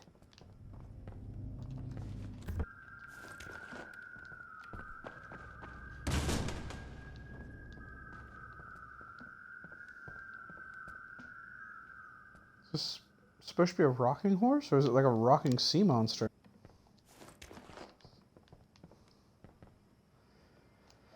Well, it only vaguely looks like a horse.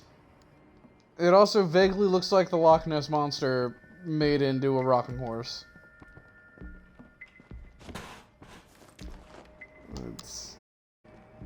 It's an enigma.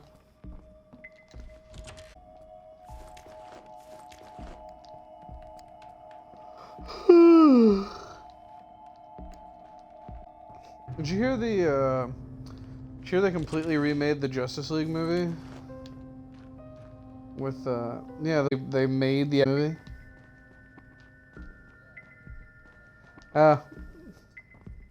I also heard it was 4 hours long, but I don't know if anybody actually thinks about the MILF. Just that it's 4 hours long. Why? What now? Why? Detective Julie reporting. This man has quite literally spent, Check the trace. like, 12 hours of his life. Are you here? Mike, is that you?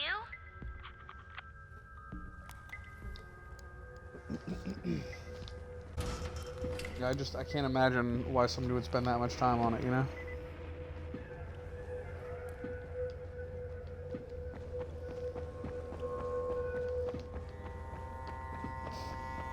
It's like he's Zach, you know?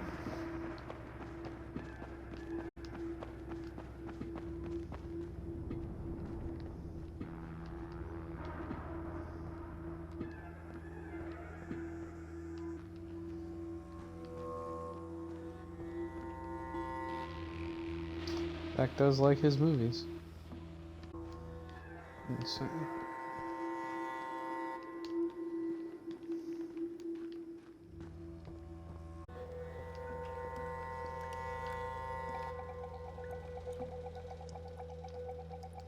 Where are the keys in this apartment? Aha!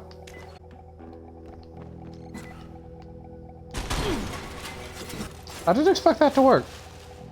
I'm glad it did.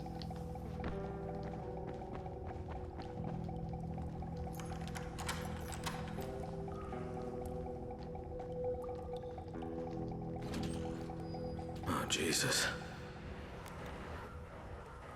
Mike! Mike!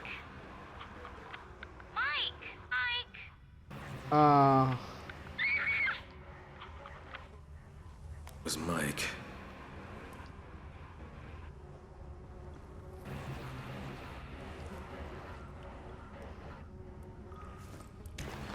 Poor Mike. Oh! Fuck off, sir! We're fucking done with your ass. We're not putting up with this.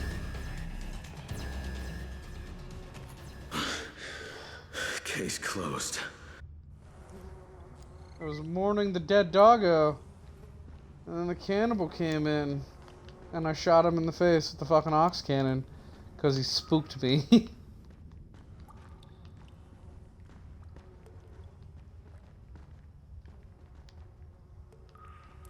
What a room. The God Hammer. What an interesting sounding weapon. Do I have anything I can ditch right now?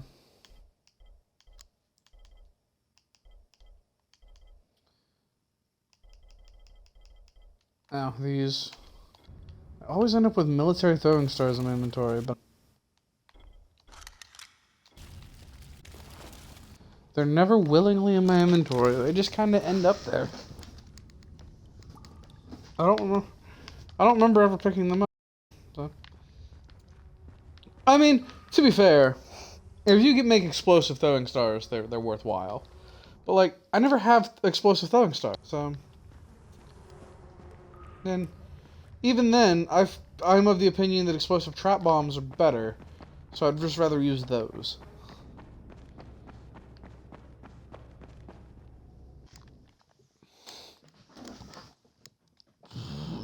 Excuse me. Whew.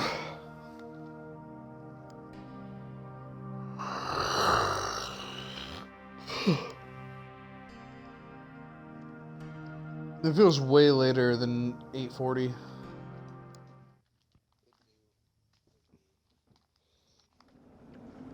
My perception of time is all kinds of fuckered.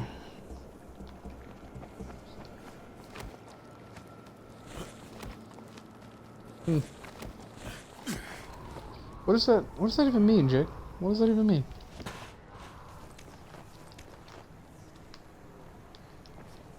Do I just have to wonder? Am I not entitled to an answer? Alright.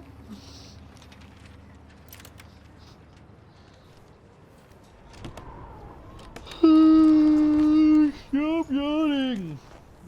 I hate it. I hate yawning. I fucking hate it. I don't hate it as much as I hate sneezing, but I don't particularly care for either.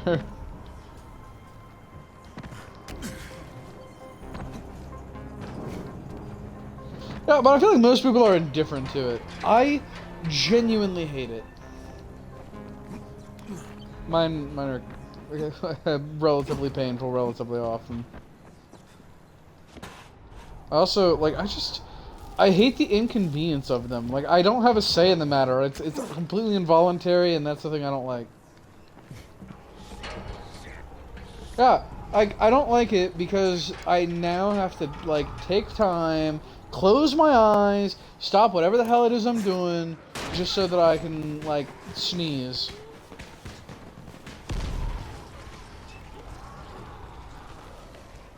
I feel like that's understandable, you know?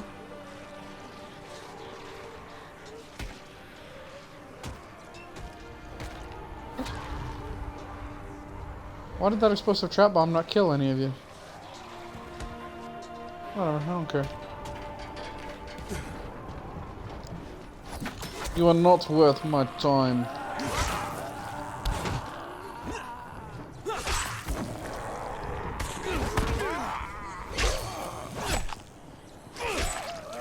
I wonder where Dying Light 2 is supposed to take place. I'm not sure they revealed a location. Is it still like in Iran is in like the Middle East or so, right? Yeah. Wonder if it's gonna be in like the same general area, or if it's gonna be like an entirely new like area, or what?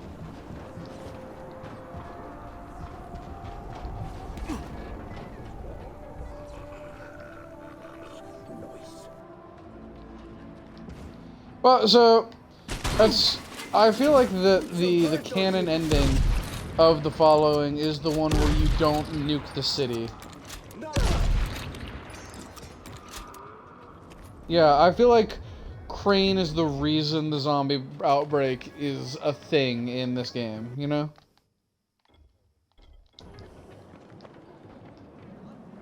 That would make sense to me as the reason why there's a second game in the first place.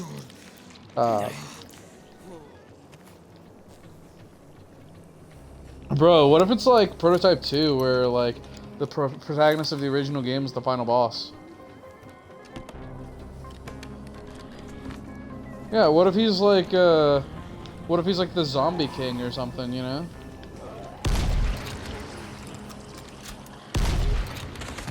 That'd be sweet. I'd love that.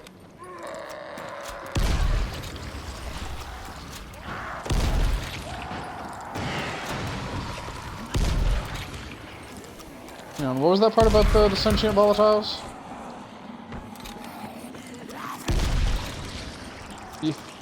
You keep cutting out right after we know they exist.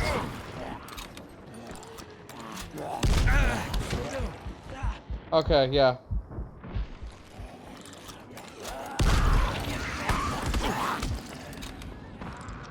Fuck off.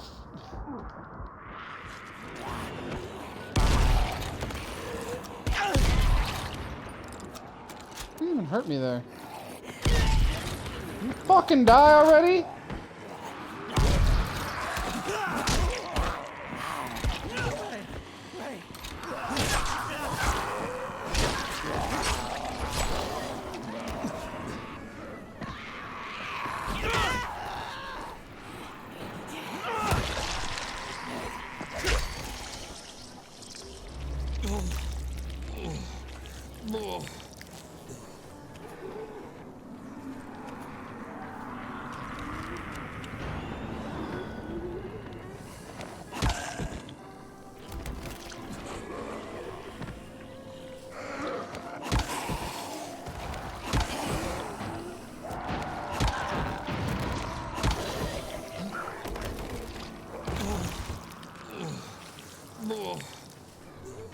I love all the different stealth abilities they give you as you level up in this game. Like the camouflage, the neck snapping, all that wonderful, wonderful stuff.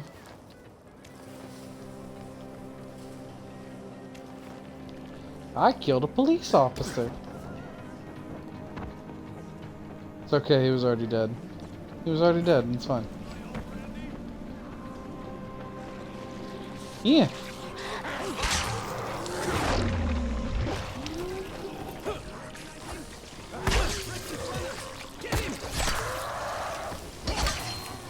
What?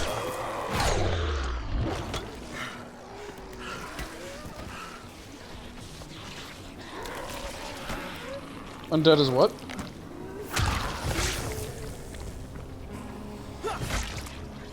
That is kind of really dumb.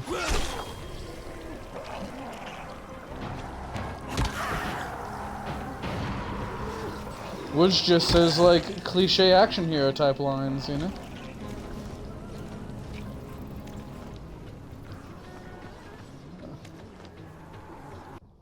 Yeah, just shit like that. Like he doesn't have a whole lot to say.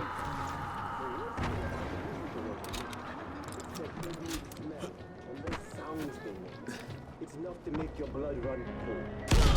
You're making me mad.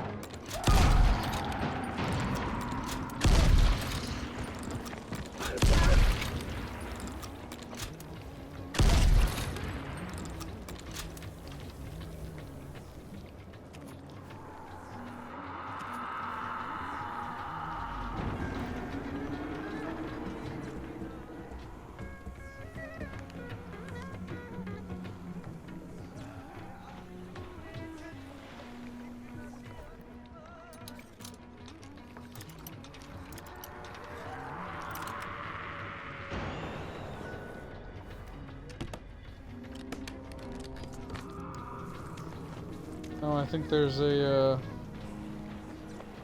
God, I think it's one of the, what are they called in this game? Goons? What are the big boys are? The ones that, well, they were thugs in Dead Island. I think that in this game they're like goons or something. Yeah, they're literally the same enemy, so it's just one of them carries a weapon and the other one just beats you with limp arms.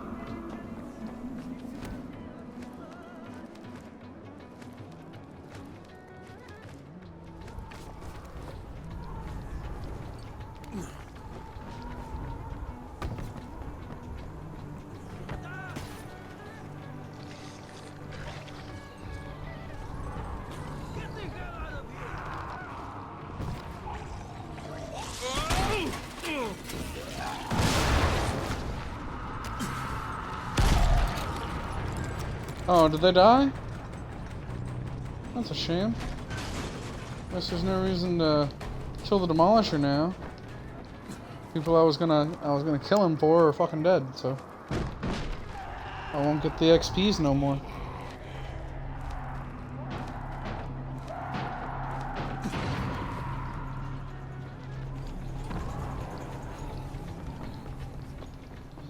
Ooh, there's an airdrop over here. Uh-oh, uh-oh. I accidentally fell off the side of the building. Grappling hook for the win!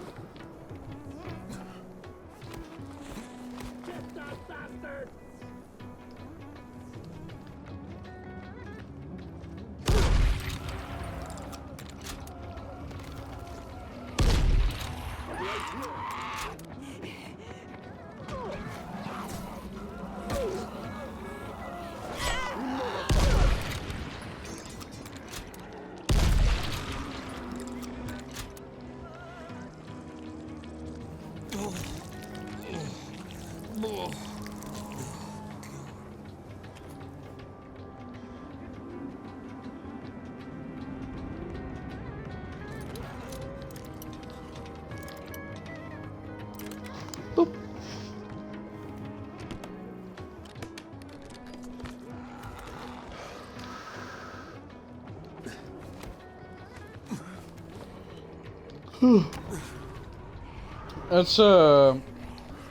That's one of my problems with armor in Valhalla, is that it's a lot of it is very bulky. A lot of it is very it becomes very gaudy at the end. I think that I heard they implemented the transmog soon, or that recently, and that it's wasn't even the not infected, it was just some great twisted for some creep. reason. I don't know the specifics of it. It's too much for people. Valhalla? Listen, Crane. These are the keys to the museum storage. There's a lot of weapons from all different times. Maybe you'll find something useful there. Thanks, Tariq. Yeah, but there's something else I want from you. Sure, anything. You said you're not good with kids? No, not really. Well, get good. I will try. I give you my word.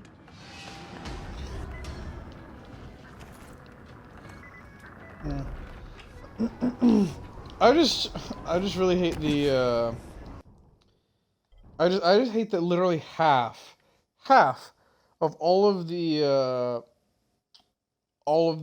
shit in the game, you know, is fucking like half of all the armor in the game is a microtransaction. Like you have to buy it afterwards.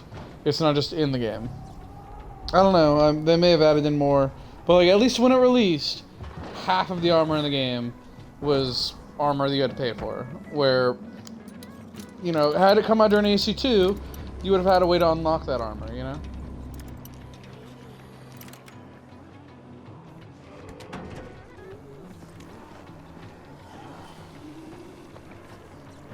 Yeah, also, I think a big part of the problem is that you only get like 100 opals a day, and everything is absurdly expensive on that store. So you have to put in like 2 weeks worth of one quest a day just to buy one item, and because it's a timed store, that you don't even have any guarantee the item that you want is ever going to be on sale.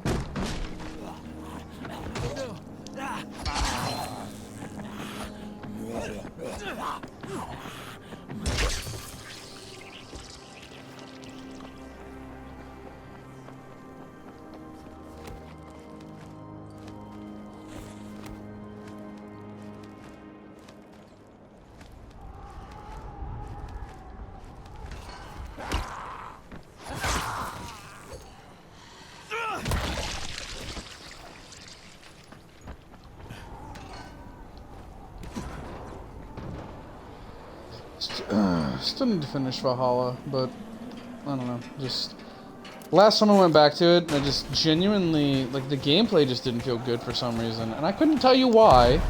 It just didn't for some reason.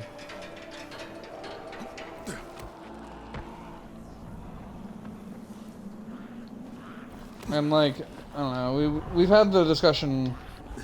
Yeah, we've had the discussion before where every time I come back to the game, something is broken. So like I just don't care, you know, like yeah, I think I'm gonna treat the game the same way that I intend to treat Cyberpunk, where once I get a Series X and it's had several months to update and like do its thing, then I'll feel confident picking it up. But I'll just need to see what happens, you know.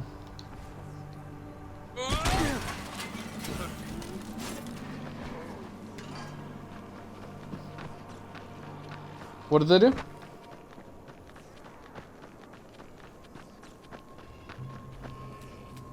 Oh yeah, and they would just teleport behind you.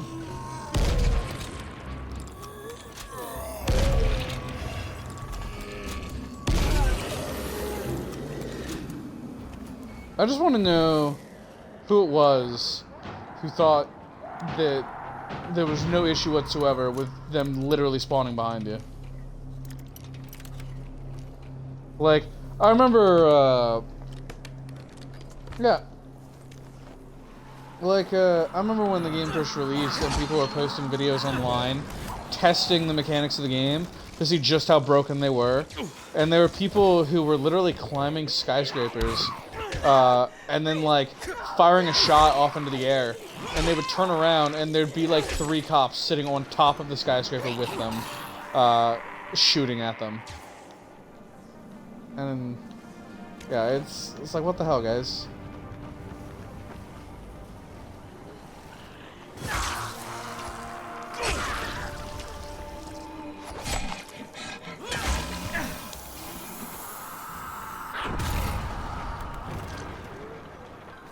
Which is another major issue with it, so.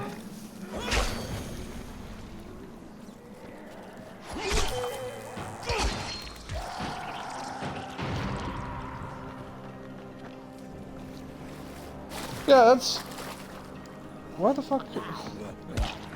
Phone, hang on. What the fuck, phone? Close up. Close up. Close.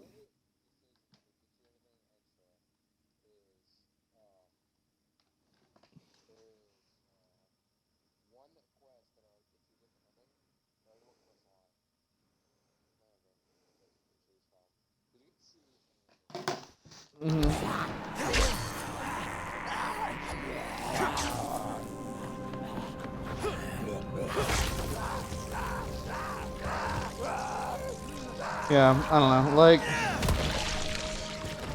I feel like, because the entire point of the game when it came out was to be an RPG, and then I feel like the moment you took away the fact that it was an RPG, like, you just, like, the game just didn't have a point anymore, you know? Like, you took away the very soul of the game.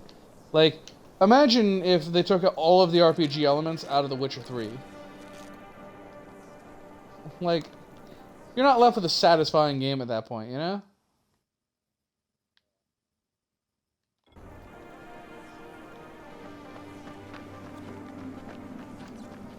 I don't know. I'm very happy that I did not fall victim to the hype train for that game. Again, I don't know what it was. I just always had just this nagging feeling that the game wasn't going to be amazing. Like, I wanted it to be. I wanted to be hyped for the game. But just, every time I would look at it, I would just get this just bad feeling. And lo and behold...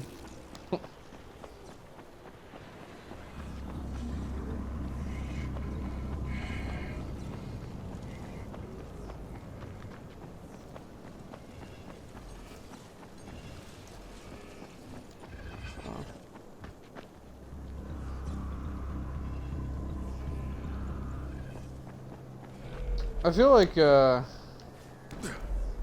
I may just have like a sixth sense when it comes to CD Projekt Red games, because like I like successfully predicted both the success of The Witcher and the unsuccess of Cyberpunk well before the game's release.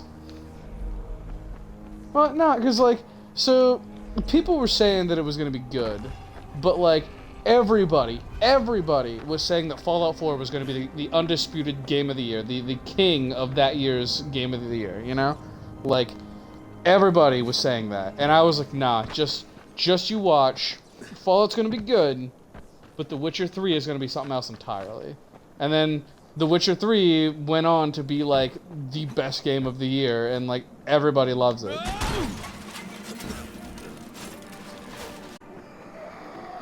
Yeah. Yeah, because remember, like, back in high school, I vividly remember, because I was in calculus at the time. I don't know why I remember it, but, like, I do. But, like, you and I had multiple discussions, oh god, about whether or not The Witcher was going to be better. I was hardcore Team Witcher, and you were like, yeah, like, The Witcher's going to be good, but, like, Fallout, man, like, it's Fallout, like, it's gonna be so much better.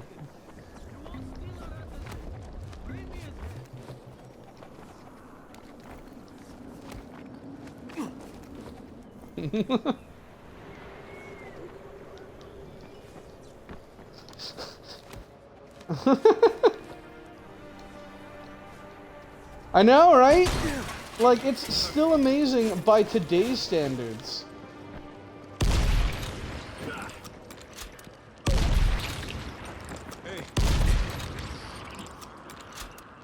Yeah, if I hadn't, if I didn't already have a good, like, 400 hours in that game, I would totally stream that game, but, like, I've got too much time into it at this point.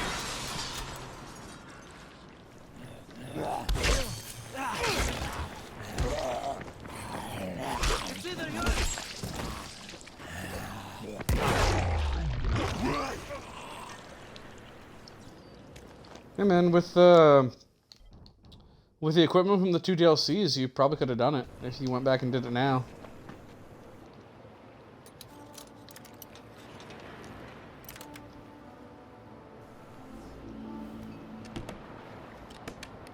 Yeah, that's fair.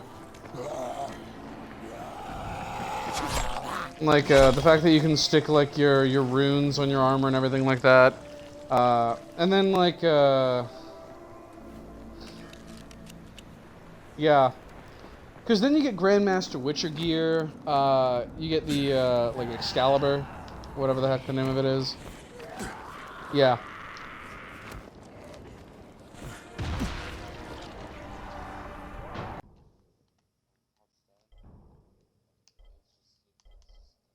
Yep. Let's see.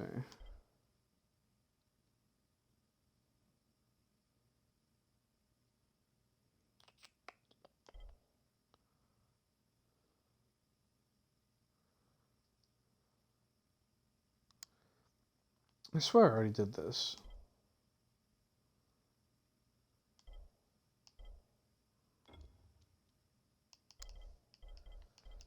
I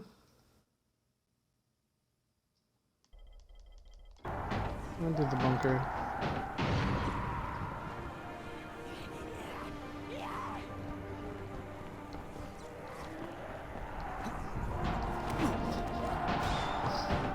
I still can't believe that, like, you were so blown away by the fact that Fallout 4 and The Witcher came out in the same year. Yeah. I very vividly remember the debate around those two games. And, like, everybody I knew was hardcore, like, Fallout's gonna be amazing. Like, it's the best game of the year, hands down.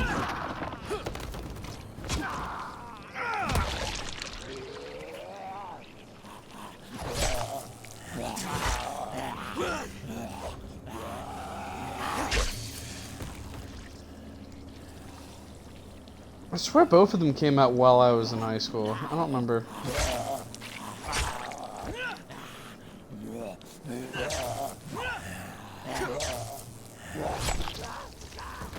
Okay. Because I remember taking the day off of work to go play The Witcher. Like, I showed up at work and then complained to a coworker, like, man, I don't want to be here. I got The Witcher 3 sitting in my car right now. Like, I don't want to be here. And he was like, hey, man, I want the extra hours. Just go home. And I was like, seriously? And he's like, yeah, let's go talk to a manager. So we went and talked to a manager. And my official excuse was my calculus final was in, like, a week. But I went home and played The Witcher instead.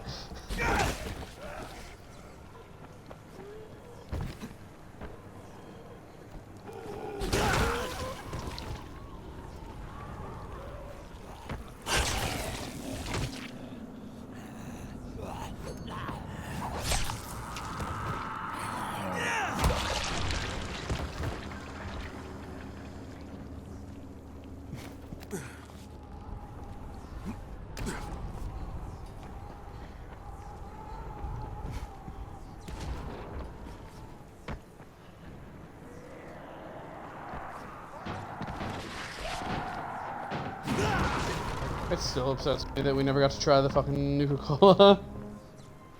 I feel like it's very much one of those things that, like, you should have limited it to, like, one per person or something. And even, like, they may have. I don't know.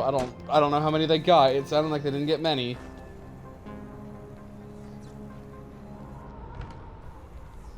Yeah.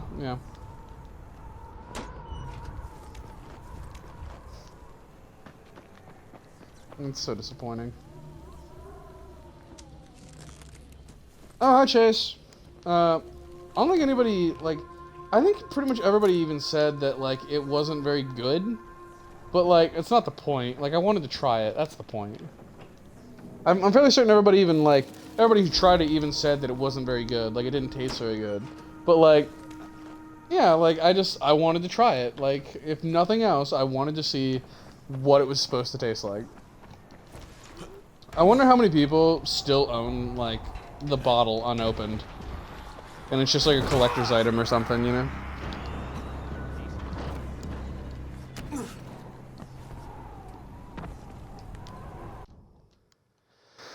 I'm sure there's a good handful of people who still have their bottle of Nuka-Cola Quantum just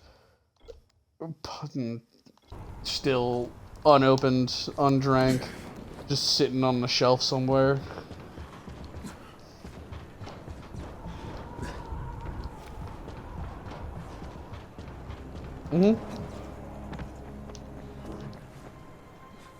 That would be pretty cool, actually. What's the thing that you put in like Mountain Dew to get it to light up, like glow in the dark?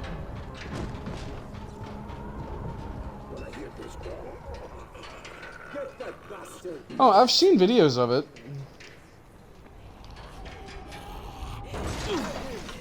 Yeah, it's possible.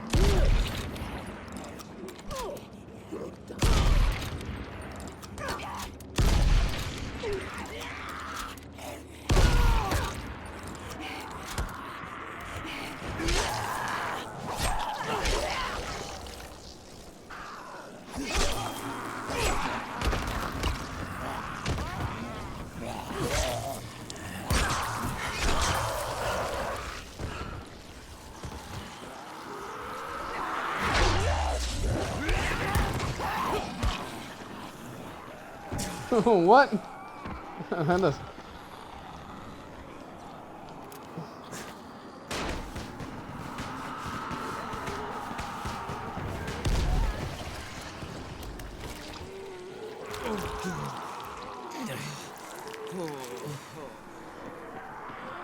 This seems to completely defeat the point of making glowing Mountain Dew. What the fuck?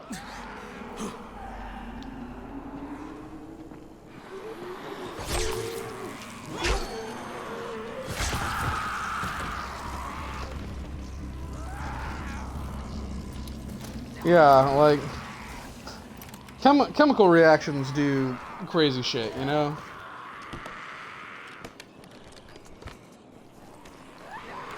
The moment you start adding extra ingredients, like, that is no longer as intended to be drank.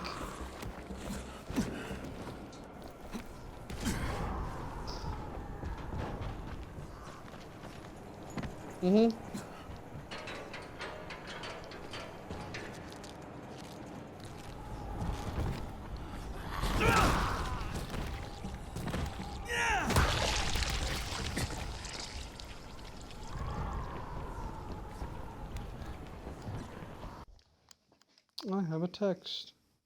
Oh, it's from Sean. I'll be home eventually. Well, we're not seeing him tonight. Not unless we want to stay up late. I have to go into the office tomorrow, so I don't know if staying up late is something that I'm willing to do tonight.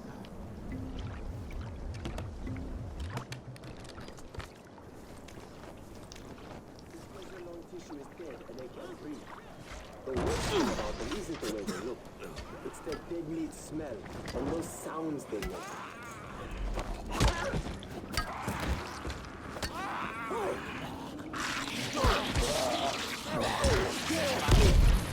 Oh. That's not... Okay. I swapped my weapon, and then, like, I went to swing my weapon, but the first weapon was the weapon that it attacked with, and then it swapped to my other weapon. So I ended up firing a shotgun in the middle of the city without meaning to.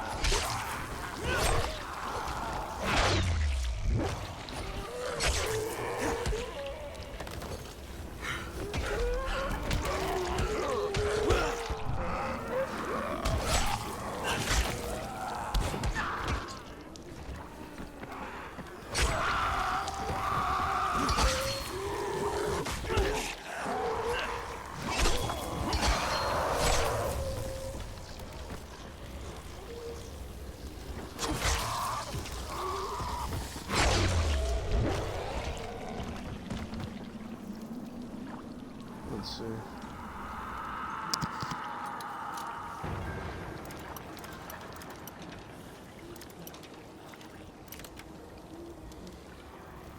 Was Fallout 3 the first game to implement its lockpick mechanic?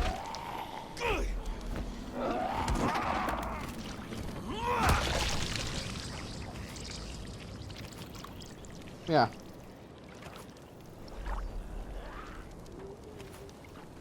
Was Oblivion.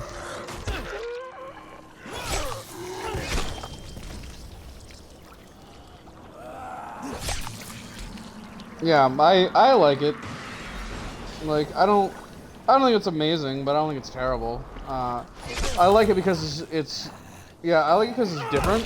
Because, like, where I was going with this was that nearly every game that features lockpicking now uses the same system that was implemented in Fallout 3, and I'm just wondering if, like, that was the first use of that particular style of lockpicking, and, like, Bethesda just set the gold standard.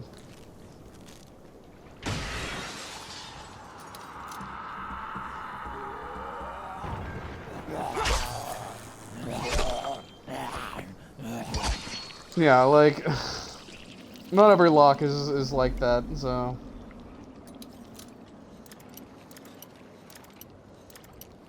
I typically don't think about it too hard. I'm able to suspend my disbelief. I mean, there's immersion and then there's suspension of disbelief. And you need to have a good sense of suspension of disbelief in order to have a good sense of immersion most of the time.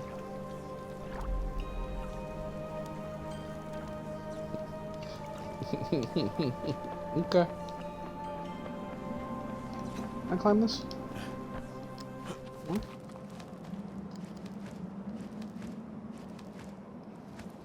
I get it! Shut the fuck up!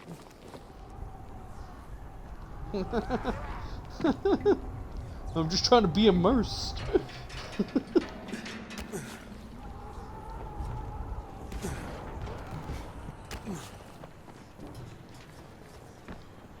Bro, like...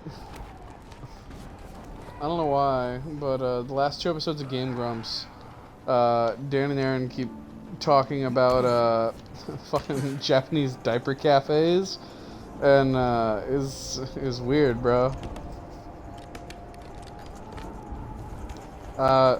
So I wasn't paying a super close amount of attention because I didn't particularly care about the subject of Japanese diaper cafes, but apparently you go.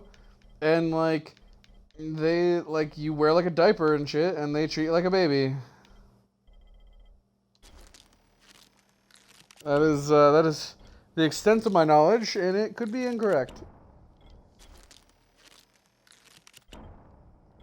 I agree, yes.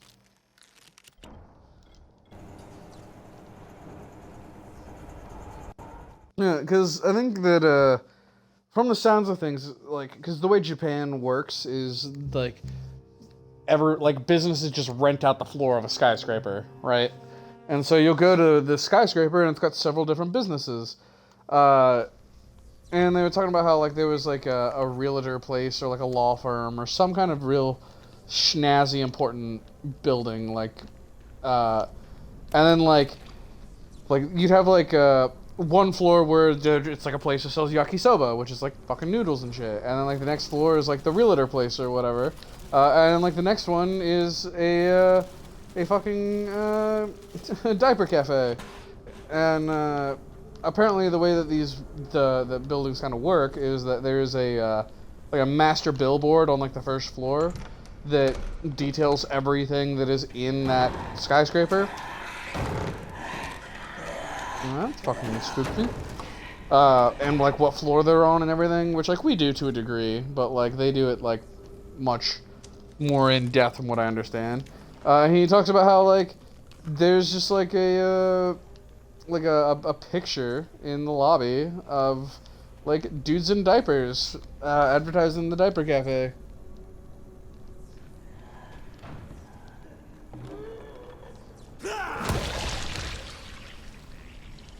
Definitely rather strange. They're making jokes about emailing the Prime Minister asking for details about the diaper cafe. Like, their big question was, like, do you use the diaper? Like, are you expected to use it? Is it okay to use it? Are you not supposed to use the diaper? Do you bring your own diaper?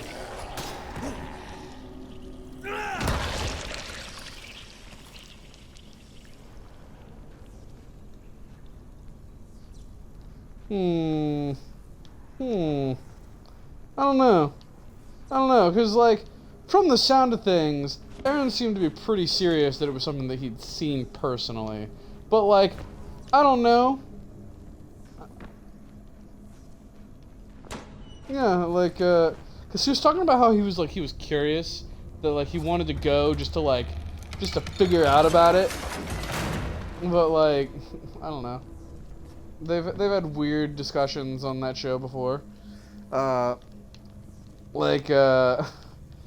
remember they had one very in-depth conversation where like they're talking about like jerking off, and Aaron makes some kind of comment and he's like, "Yo man, like you ever jerk off and just like slip a finger up your butt and just like keep going?" And yeah, and Dan was like, no, and it was like, yeah, like me neither. It's definitely something I don't do. And just like all of the yeah, like that was his thing. He's like, bro, I'm busy, I got things to do. I don't have time to think about fucking putting my fingers up my butt.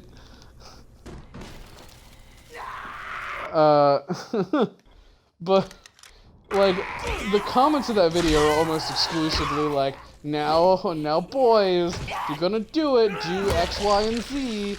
And then things like, so many men, like, awakened something in them tonight. And I'm just like, what the fuck? This is a mess.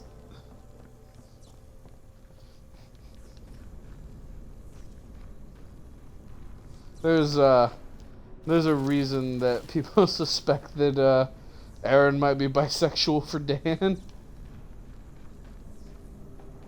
Oh, hello.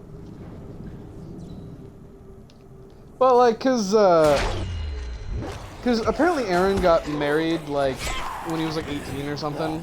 Like, he had been dating his girlfriend for, like, several years at that point. And then, like, he was, like, very, very young, like, when he got married. And so, like, she's, like, the only person that he's ever really been with or whatever. And so a lot of people theorize that, he may actually be, like, a bisexual. And he just got married too young to figure that out. Like, I don't know, like, shit's fucking weird. I don't particularly care, they just have goofy conversations that make the fucking funny juice go in my brain.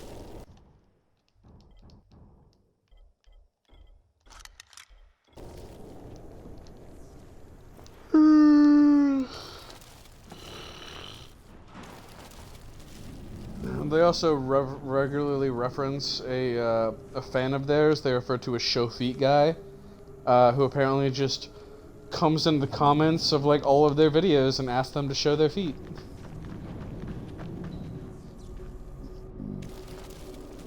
Oh yeah, I know how much you love toes.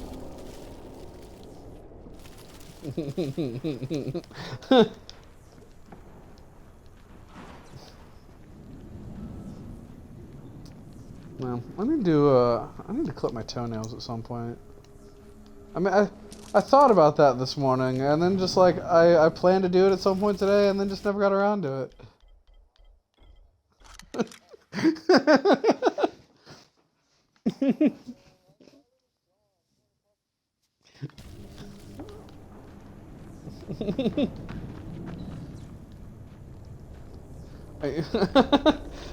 See, I do it in the bathroom like a civilized person.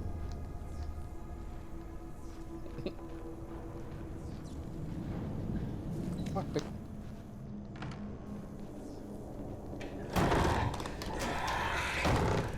There's a lot of zombies locked in here. Fucking beautiful. Let's see.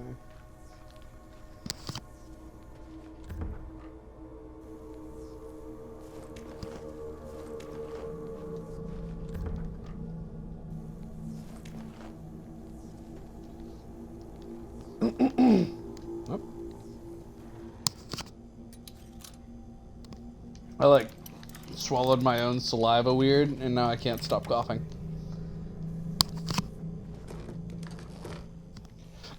It's not like I had a choice. I didn't mean to be like this. Oh, hi, Klem.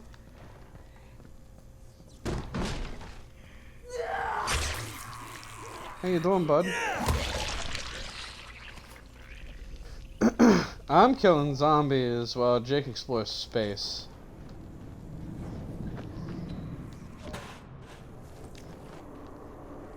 What did you finish off?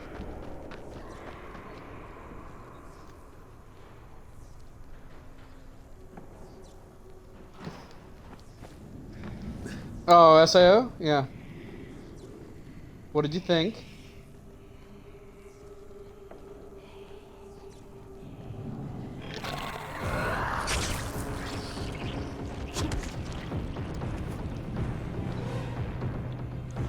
The last bit of season 4? Is that what you're asking about? Where Kirito, like, becomes God and fights the one dude?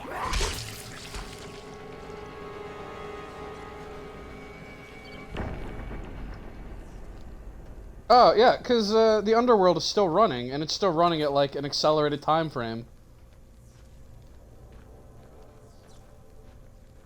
Oh, that's... because that's not them, that's their descendants. They just happen to look exactly like them.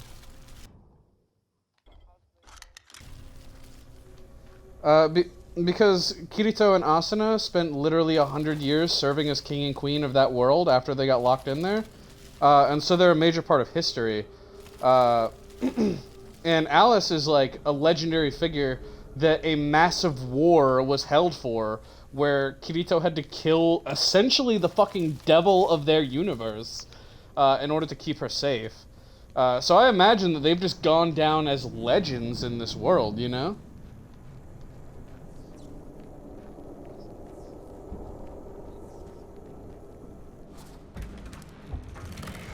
Yujiro?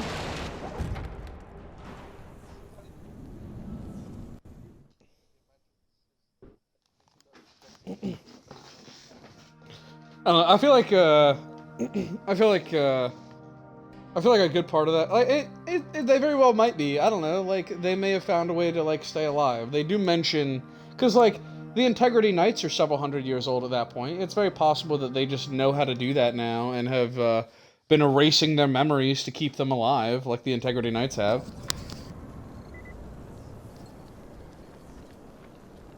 Oh yeah, that's fucking nuts. And I am very intrigued to see where that goes. Like, that's so interesting. I know, right? Like, fucking High King Kirito is just out here on a server somewhere. That seems to be the gist of it, like, because they very much set up that he and Asuna came to the decision that if only one of them made it out of the underworld alive, that, they would become the protector of the underworld. Mm-hmm.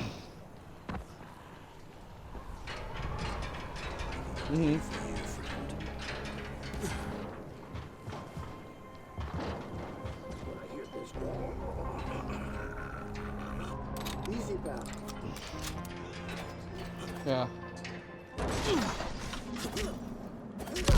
Yeah, I think if they survived together, they were just gonna, like, live together or something, like normal-ass people. I don't remember. It's been, like, I watched it when it aired. Like, I watched the latest episode literally the night that it came out. So, my memory has had time to fog up. So,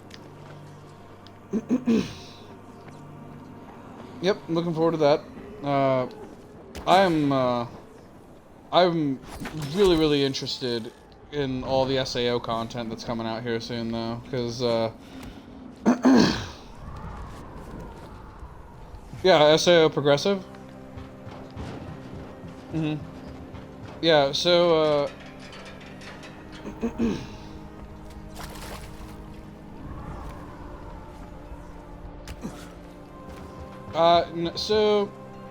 so the way Progressive has worked, because I've read all of the currently released manga of Progressive, is that it picks up, you know, the night that that Kirito and Asuna, like, hang out for the first time, where, like, he teaches her about, like, putting cream on the buns, so that you can have, like, flavorful food. Yeah, so that is the moment where it, like, picks up. Like, that is where Progressive, like, starts, essentially. Yeah, so, like, I think, like, the very beginning of the series covers the two of them, like, in their first meeting and stuff. And then talks about how they went and they did a little bit of training before attacking the first floor boss. They briefly recap the first floor boss and stuff like that. And then, like, Kirito and Asuna meet up again on, like, floor 2.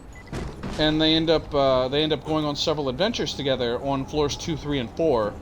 And so the progressive manga is the adaptation of their adventures on floors 2, 3, and 4 from Asuna's POV.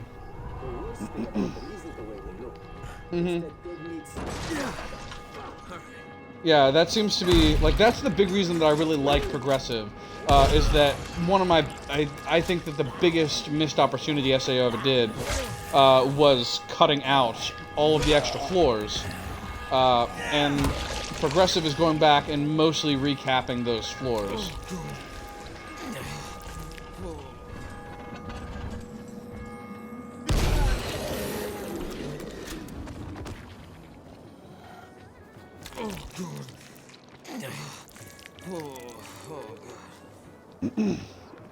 Well, no, because there's more stuff currently being written from the light novel. So I think they've essentially already greenlit a season 5 of SAO that is going to have something to do with Kayaba, Old Man Kirito, and, like, actual Kirito in the underworld. I don't know what, because I haven't read that far in the light novels. I dropped the light novels during the War for the Underworld arc, because, like, I'm assuming that you also were very annoyed by Kirito being brain dead for pretty much the entirety of season 4.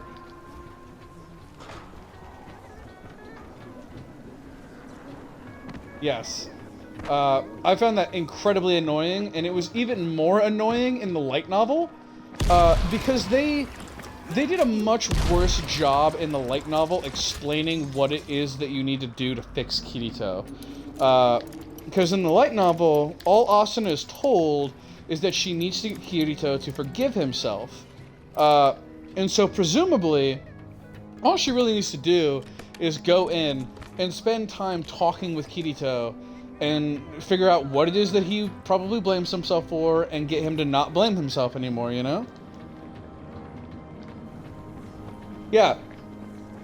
Yeah, so the way that the light novel portrayed it was that the reason that his ego is gone is because he feels so much like guilt that his subconscious is essentially attacking itself, and is essentially cut that off. And so what the light novel made it out like was that all that you needed to do to fix him was to have him, like, was to get him to forgive himself so that his ego would stop destroying itself and that he would just be good again. But the anime...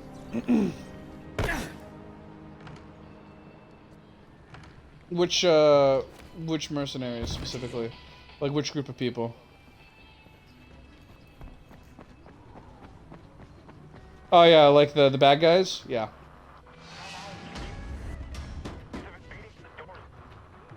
But, like, one of them wasn't even that OP, but, like, the moment that he signed in with his old account, the Red-Eyed Zaza account, like, he then had an account that he spent literally 2 years training and making super, super powerful. So it made sense to me that, like, he was really, really strong at that point.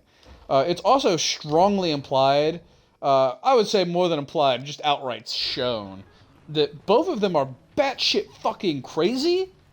And because your subconscious and the things that you believe have such a major impact on the world of the underworld because your brain is literally making the world around you in real time, them being batshit crazy gave them a huge, huge power advantage in that world.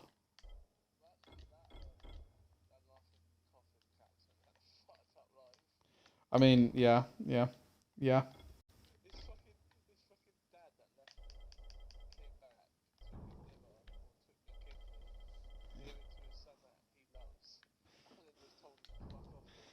Oh yeah, like, at least the other one is just a genuine psychopath, but that one was just, like, mentally abused. Yeah! When he kills the little girl with a fucking screwdriver, and you're just like, holy shit!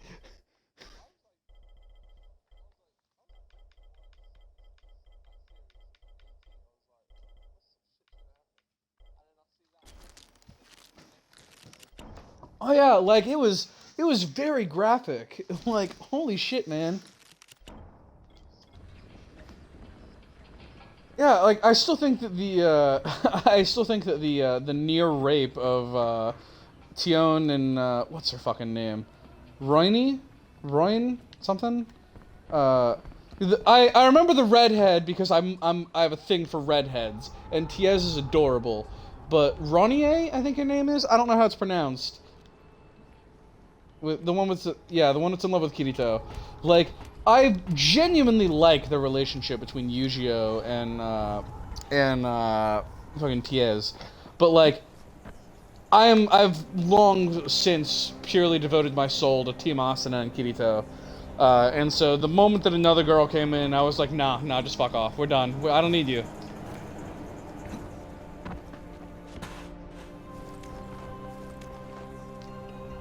Yeah.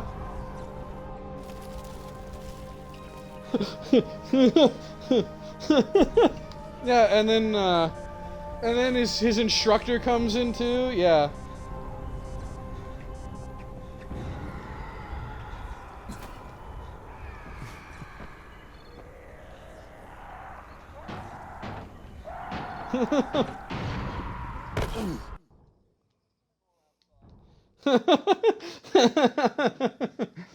Like, that was genuinely the moment that I dropped the light novel because it pissed me off so much.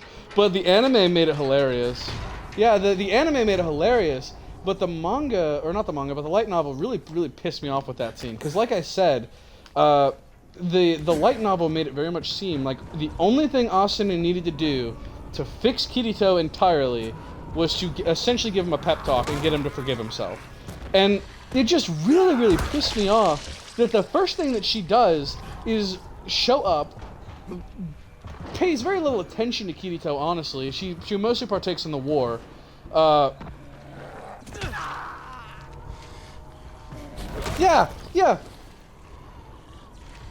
but like, the thing that really got me was that the first time that she really does anything with Kirito, she has a fucking slumber party with all the other girls, and none of them do a damn thing to try to fucking soothe Kirito and make him feel better. They just kind of have a slumber party in the same room as a brain-dead man.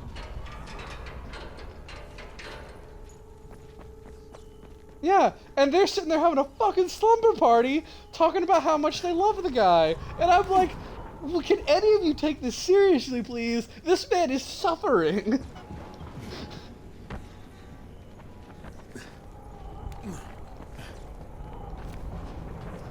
Yeah, Berkuli.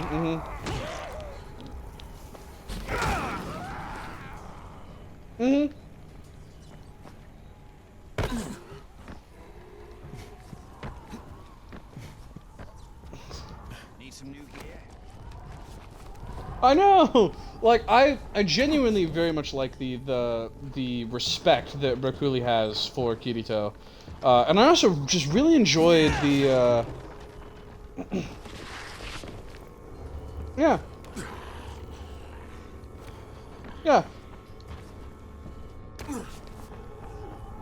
Like, to be fair, he spent that 300 years, like, in a state of peace, where Kirito spent 2 years every single day of his life on the front lines fighting for his life. And I feel like Berkuli has pretty much always been strong enough that, like, anybody that he fights isn't really a threat. And so he doesn't really consider that... he doesn't really consider that genuine combat experience, because if your life isn't in danger, like, what's the point? Like, you don't consider, like, a sparring match with somebody who's far inferior to you in terms of your fighting prowess. You don't consider that combat experience, you know? Honestly, I fucking love when he's like, alright, yeah, I'm gonna fucking slash this fucking brain-dead cripple, and then he does, and Kirito's brain, despite the fact that it's literally killing him, just fucking blocks it like it's nothing, and everyone's like, what the fuck?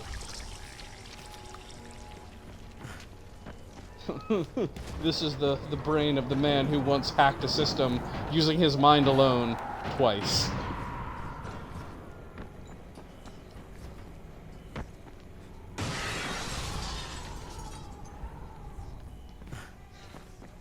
How many times did Yu-Gi-Oh show up to fucking rescue Kirito's ass? Yeah. Yeah, he keeps showing up. And I will say, I appreciated when Yuki showed up. I thought that was really interesting. But, like, Yu-Gi-Oh showed up too many times. Like, Yuki shows up... Yeah, honestly, I think that the only time Yu-Gi-Oh really should have shown up was when we actually got the perspective of inside Kirito's brain, when he's just reliving the loop of everybody dying over and over again. I think that Yu-Gi-Oh should have been saved exclusively for that moment. But he shows up like 5 times. I'm like, bro, you're fucking dead. You've overstayed your welcome. But like, I very much enjoyed, I enjoyed Yuki showing up and Asuna busting out Mother's Rosario again. I enjoyed the, what's her face? Yuna and her boyfriend showing up to save the group. I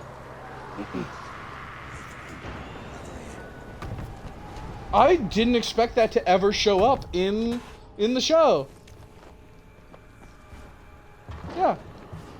Yeah, like they're non-canon, or they're an alternate timeline, or something. Like, they're just a fun experience, but they almost never have anything to do with the actual main show. And the fact that, like, something from Ordinal Scale, which I still haven't seen, I need to, I just killed myself, amazing. Ordinal Scale, the movie? Yeah, we had this conversation like 2 days ago.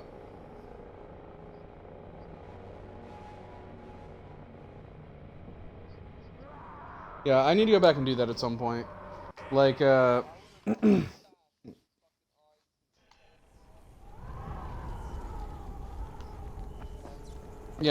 Like, I knew about that stuff, but the only reason I knew about it was because I play the SAO mobile game. At least I used to. I still have it on my phone, but I've not touched it in forever. And, like, they had a lot of events around the time of the Ordinal Scale movie from Ordinal Scale shit.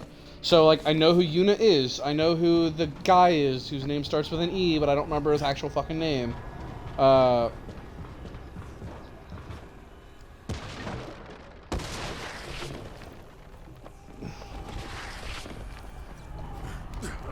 of the... Yeah, one of the weirdest experiences for me was to go back and watch... when I watched Digimon Adventure Try, which was only subbed at the time. I have not seen the new one yet. I've heard nothing about it. I keep considering checking it out, but I haven't yet. But I'd go and watch Digimon Adventure Try, and it was only subbed at the time. I don't know if it's been dubbed since. But they would refer to the characters with their Japanese names. And it was the very first time I'd been confronted with the knowledge that all of the names of the characters had been localized, and they weren't just actually called that. Like, Tai's full name was Taichi. Kari's name was Hikari. Stuff like that.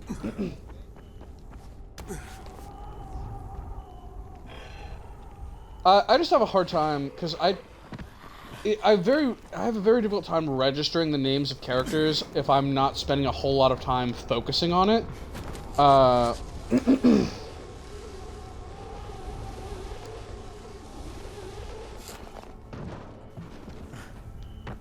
Yeah, a lot of times I'll watch a movie or I'll watch an anime, and I'll never even pick up on the main characters' names. Like, I don't remember the names of any of the people from Godzilla King of the Monsters. I don't remember a single human's name.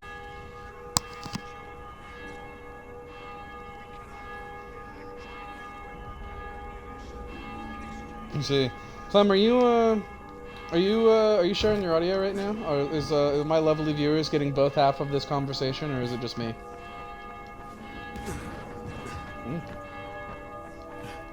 I doubt you're sharing it. It's whatever. Oh, you're on now? It's shared now. Alright. It was unblocked. But what was I talking about? Oh yeah. I looked at that Godzilla SP. Yeah, Godzilla Singular Point. I honestly really like the design of Singular Point Godzilla. Like, he's a thick boy. He is the thickest of Godzillas. It's got that like.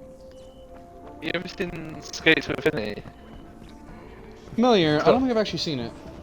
It's just came out like this year. It's got that sort of art style on it. Let's see.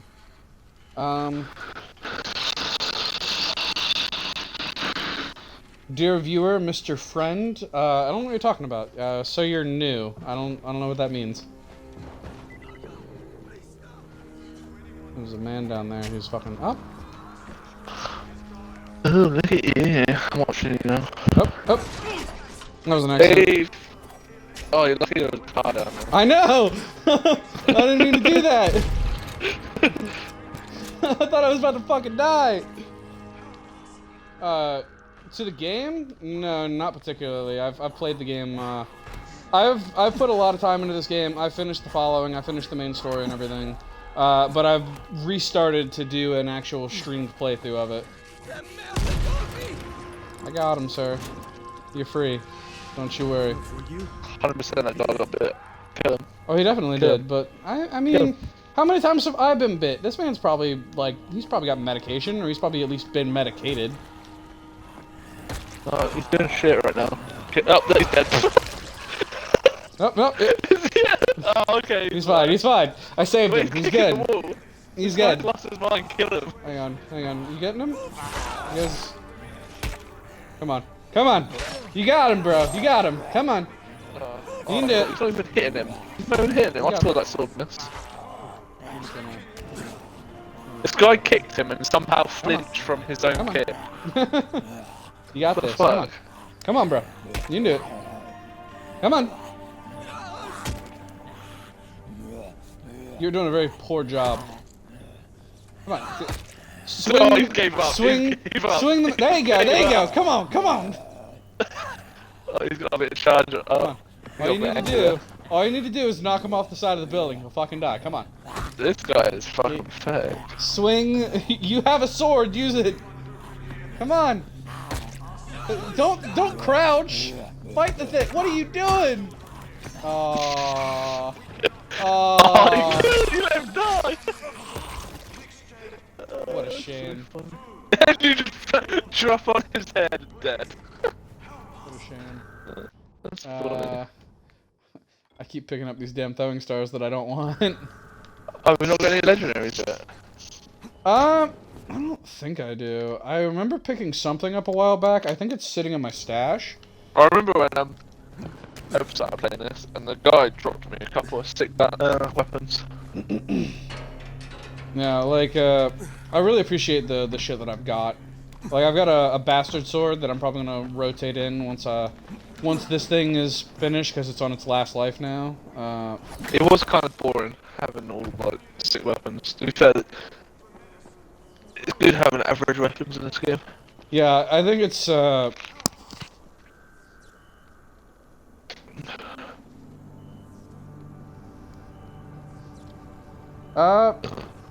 yeah, friend, I don't remember if I actually had every weapon. I played the game originally when it came out. And I finished the game. I did like all the side quests and everything. I did not get all the achievements though. But eventually I picked it up again and did a new playthrough with some buddies of mine for the following. Where again, we played like most of the game, but we didn't collect everything. And then just these last couple months, I've really wanted to play it again, and so here we are. Oh, this is a shitty one. Okay. Did you look up the last chapter of My Hero yet? I have not picked up the manga again yet. Crazy. Everyone's going crazy because My Hero put out a tweet saying,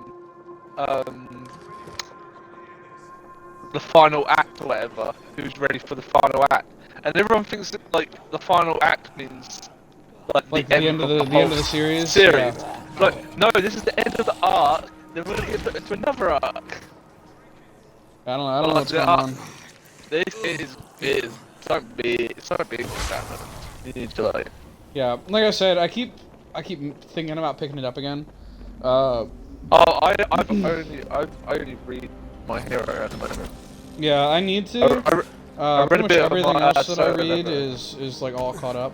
Bro, Solo Leveling is so good. It's so good. Yeah, I'm like 15 chapters in, I think, so far. Has he made it out of the temple yet? No. Alright, so like, he's still like the rank E shitty adventurer and they're like in the temple and everything? Yeah. Yeah, I haven't seen anything good about him yet. I only watched One Piece like crazy. Yeah, like, it's super interesting in the beginning, but for me... Oh god, bro, fucking... that was alright. Huh. It's But, all the way down there. for me, like, the series really became interesting once he makes it out of the temple. Because that's when, like, the actual premise kicks off of him, like, being the solo leveling guy, you know? Before that, he's just the scrawny, weak dude who's so damn weak that weapons are useless to him because they break before he kills his opponent, which is, frankly, an idea that I find hilarious. Did I tell you the creator of Naruto took over Boruto? I think I heard that a while back where he'd finally, like, picked it up again. Yeah, so when Naruto was about to die, Boruto saves him. Okay. Yep. So, the bit that he was supposed to die at, apparently. I feel like that's, It got changed, and now he got saved. I feel like that's fair. I don't know anybody besides you who actually cares about Bort. So. Oh, I've never watched Boruto in my life. Oh, okay. Well, there you go. Yeah, there we go. We brought that number down to 0 real quick. I've never watched it in my life. I just keep up with Naruto's life status. If he's alive or not. All I cared about was that I wanted him and Hinata to get together, and when they did, eventually, I was You like, haven't alright, even I'm watched good. the last yet, have you? No, I have not watched the last. Oh my god, you need to watch it. Which is considerable. Tell me like, about the supply cache. because I was watching Shippuden as it was releasing. And like, I just got... in the Great War, right? Yeah, I watched pretty much all of it. I dropped it, So you locked and like halfway through like the last season when they were fighting. Like, I dropped it when Sasuke, Naruto, and Sakura were all teaming up to fight Madara at the same time. That was when I dropped the anime. You dropped it then! How is that even possible? Because literally everything that they would do, so they would put out 1 or 2 episodes of canon content, and then they would put out, then they would put out 4 straight episodes of filler about bullshit that nobody cares about. Nobody in their right mind wanted a mini arc about robot Naruto. Nobody wanted that. But that's what we fucking got. Yeah, I couldn't do that. I was watching it while the show was coming out. Yeah, but okay then, like, you did, like, he turned into, like, the fucking queen god princess. Yeah, you know I that, know right? that. I know that, yeah. And then, like, that's when it started getting fucking nutty. Yeah, because, like, they, like, blew up half the moon and shit like that. So... Yeah, and, like, fucking... And then the sixth path guy came and gave fucking Sakura the Rasengan, or the fucking eye, the purple eye, and then gave the Naruto Rinnegan? the power. Yeah, and then gave Naruto the power of the six paths, and then it was just like mental. Naruto had his own little fucking black dot thing, staff kind of weird thing. Yeah, like, I know what happens, because, I played, like, Naruto Ultimate Ninja Storm 5, I think it was, that covered, like, the Great Ninja War all the way up to the end of the show. I don't know, it was, like, the very last one. It's 4, because 4's got the add-on for Road to Boruto. Okay, so yeah, I watched it, I played the game, at least, that covered all the way to the end of the series. And so, like, I know what happens, and, like, I don't know, like, I just didn't care at that point, because they just... Constant filler, constant filler. There's a deleted episode that only aired in Japan, and I watched it because it's on the internet, obviously, but it wasn't aired in English, and it was a bit, Naruto's Sexy Jujutsu, or no, Sexy Jutsu or whatever. He basically does the reverse one, and he has like a boys' harem around her. Yeah, And that's in the game. and Sakura, or what's the big head lady again? I think her name is like Sakuya Sasuke. or something like that. Wait a minute, her nose is like bleeding, she's like out of it because she saw all the guys, and then like the god's like shocked and like daydreaming, and then Naruto just fucking goes in there and smashes her. And it was like the first time he got a hit on her. And what fucking took it out was a fucking sexy jujutsu, whatever they call it. I love how many times the sexy jutsu has actually solved a problem. It works. It only works. It even says it only works on real powerful ninjas. It never works. They don't expect it, you know. And they're fucking perverts apparently. Oh! That scared the shit out of me. I don't know if you were watching the stream, but I walked into this room and walked down this hallway, and I tried this door, and then the door didn't work. I turned, and there's a fucking suicider sitting there. But I believe it finally landed in the capable hands of Police Captain Cool. Halim. That's who you need to get it from. Scared the shit out of me. Why hasn't he opened the bunker himself? Regretfully, Captain Halim's interest in material things is no more. He frequently shambles around K Street with several other former police officers. Perhaps they have some vague recollection of their fraternity.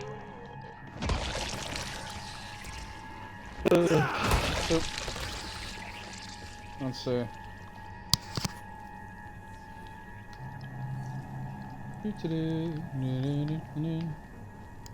Do you also really want them to do an adaptation of SAO Mooncradle, where we actually get to see the time that Kirito and Asuna spend as like king and queen of the underworld?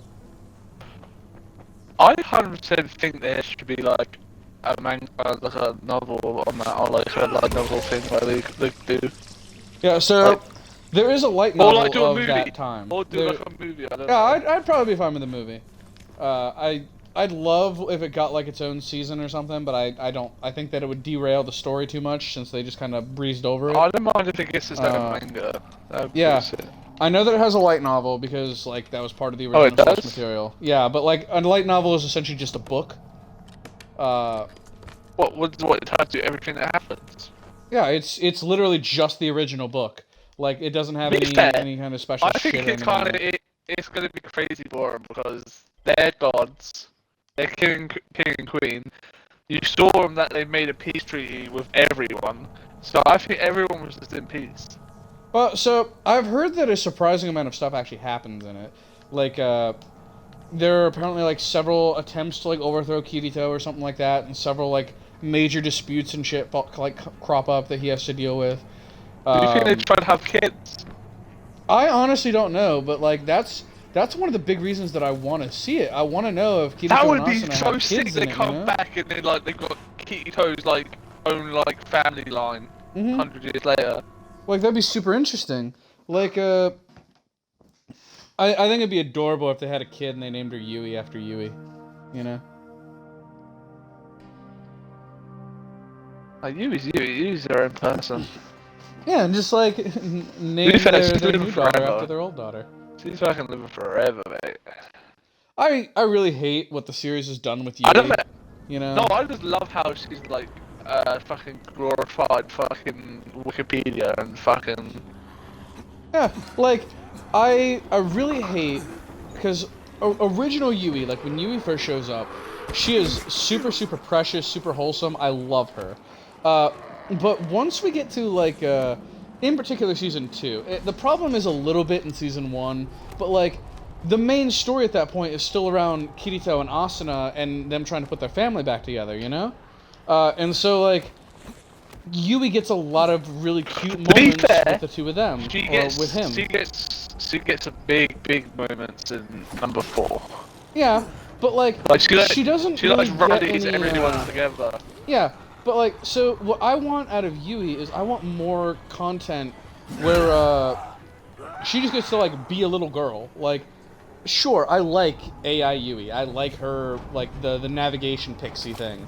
But like, we never get to see her as just like a little girl anymore. She's always She's like a super genius as well, though, and they're Yeah, mostly not. They're mostly immature. Yeah, I don't know. I just really want more. I really want more of the Yui that we first saw when we first met Yui. You know, I want less of Yui the helpful computer, and more of Yui the little girl who is Kirito and Asuna's daughter, who actually gets treated like a daughter. You know? Yeah. Like, there's a little bit of it, but after season 1, similar to Kirito and Asuna's relationship, it mainly becomes a side thing that the series doesn't pay a whole lot of attention to. That zombie just jumped off the bridge. That was beautiful.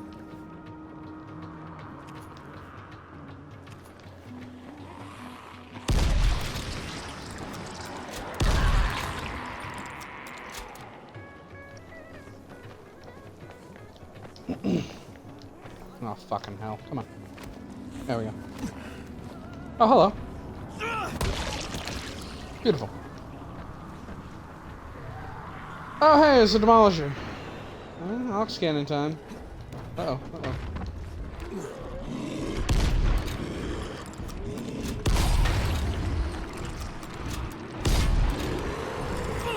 Oh god, oh god, fuck off. Fuck off. Let me stand up. Let me stand up. Let me stand up.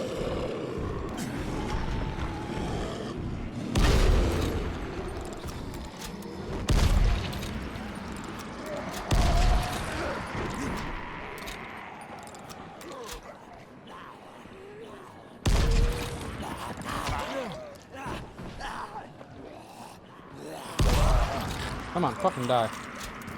Bitch.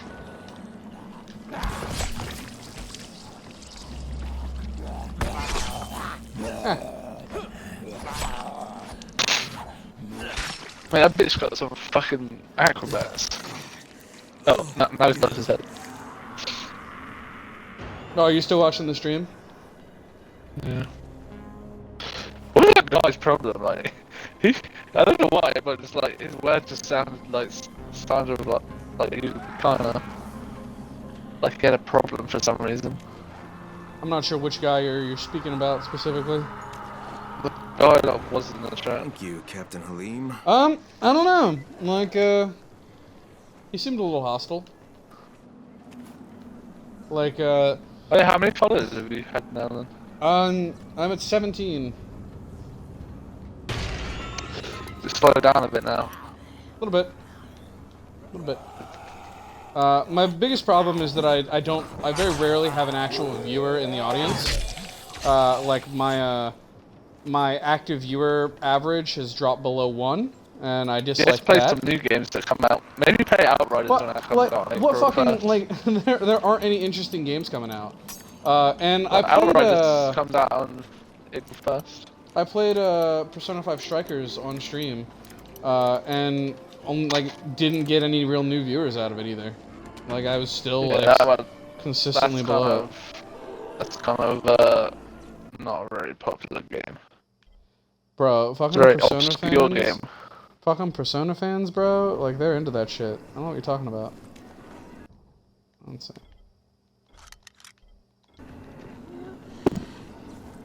A Huron Striker's bat. Alright, because everything I'm finding now is way better than what I've currently got. So let's go through. Let's delete you. You're fine. You're fine. Delete you. Let's go ahead and delete you. Go ahead and pop you in here.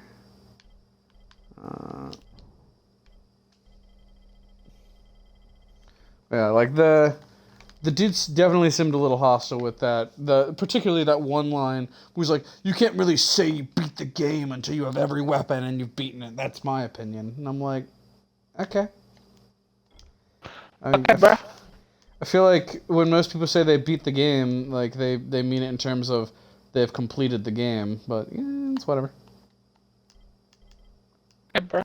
I don't particularly care. Like, I love this game, and it's my favorite zombie game, so I'm fine. Like, I don't care. Okay, bro. Okay, bro. Okay. Let's see. Oh, I can make the your first from a baseball bat? I can. I can make it even better. I prefer it as a baseball bat, though, personally. What can I do with it?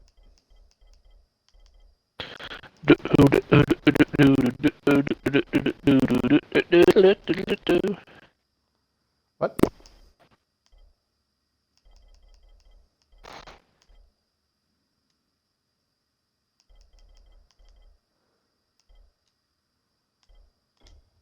We'll make this.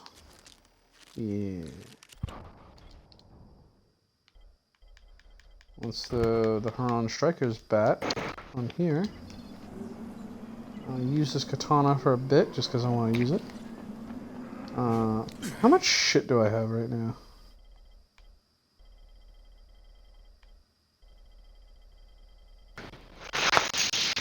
I saw like a clip. I saw a clip on about the slime thing. I think she's become the demon thing now. Yeah, the last episode ended with him essentially getting nearly all of the sacrifices that he needed in order to become the full demon lord. So I think that the next episode is going to be about him finalizing everything. That means he's now OP again, right? Yeah, like we don't know how strong he is. At least I don't. Well, he's definitely stronger than that pink head girl. I don't know about that. They're probably at least in the same realm of power now, if nothing else. But I don't know if he's officially stronger than her.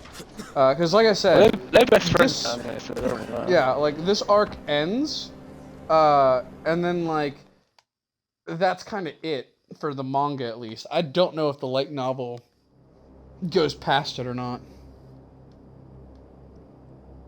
I have so many fucking messages on Discord right now, and I'm just not checking them because I'm streaming. Also, I did not realize that it's only 10 o'clock. I feel like we've been talking for ages, Clem. Let's see. Oop. You're all dead again? I hope you are. Yeah, you joined like half an hour ago, didn't you? Yeah, it feels like you've been here way longer. Here we go again. Bitch.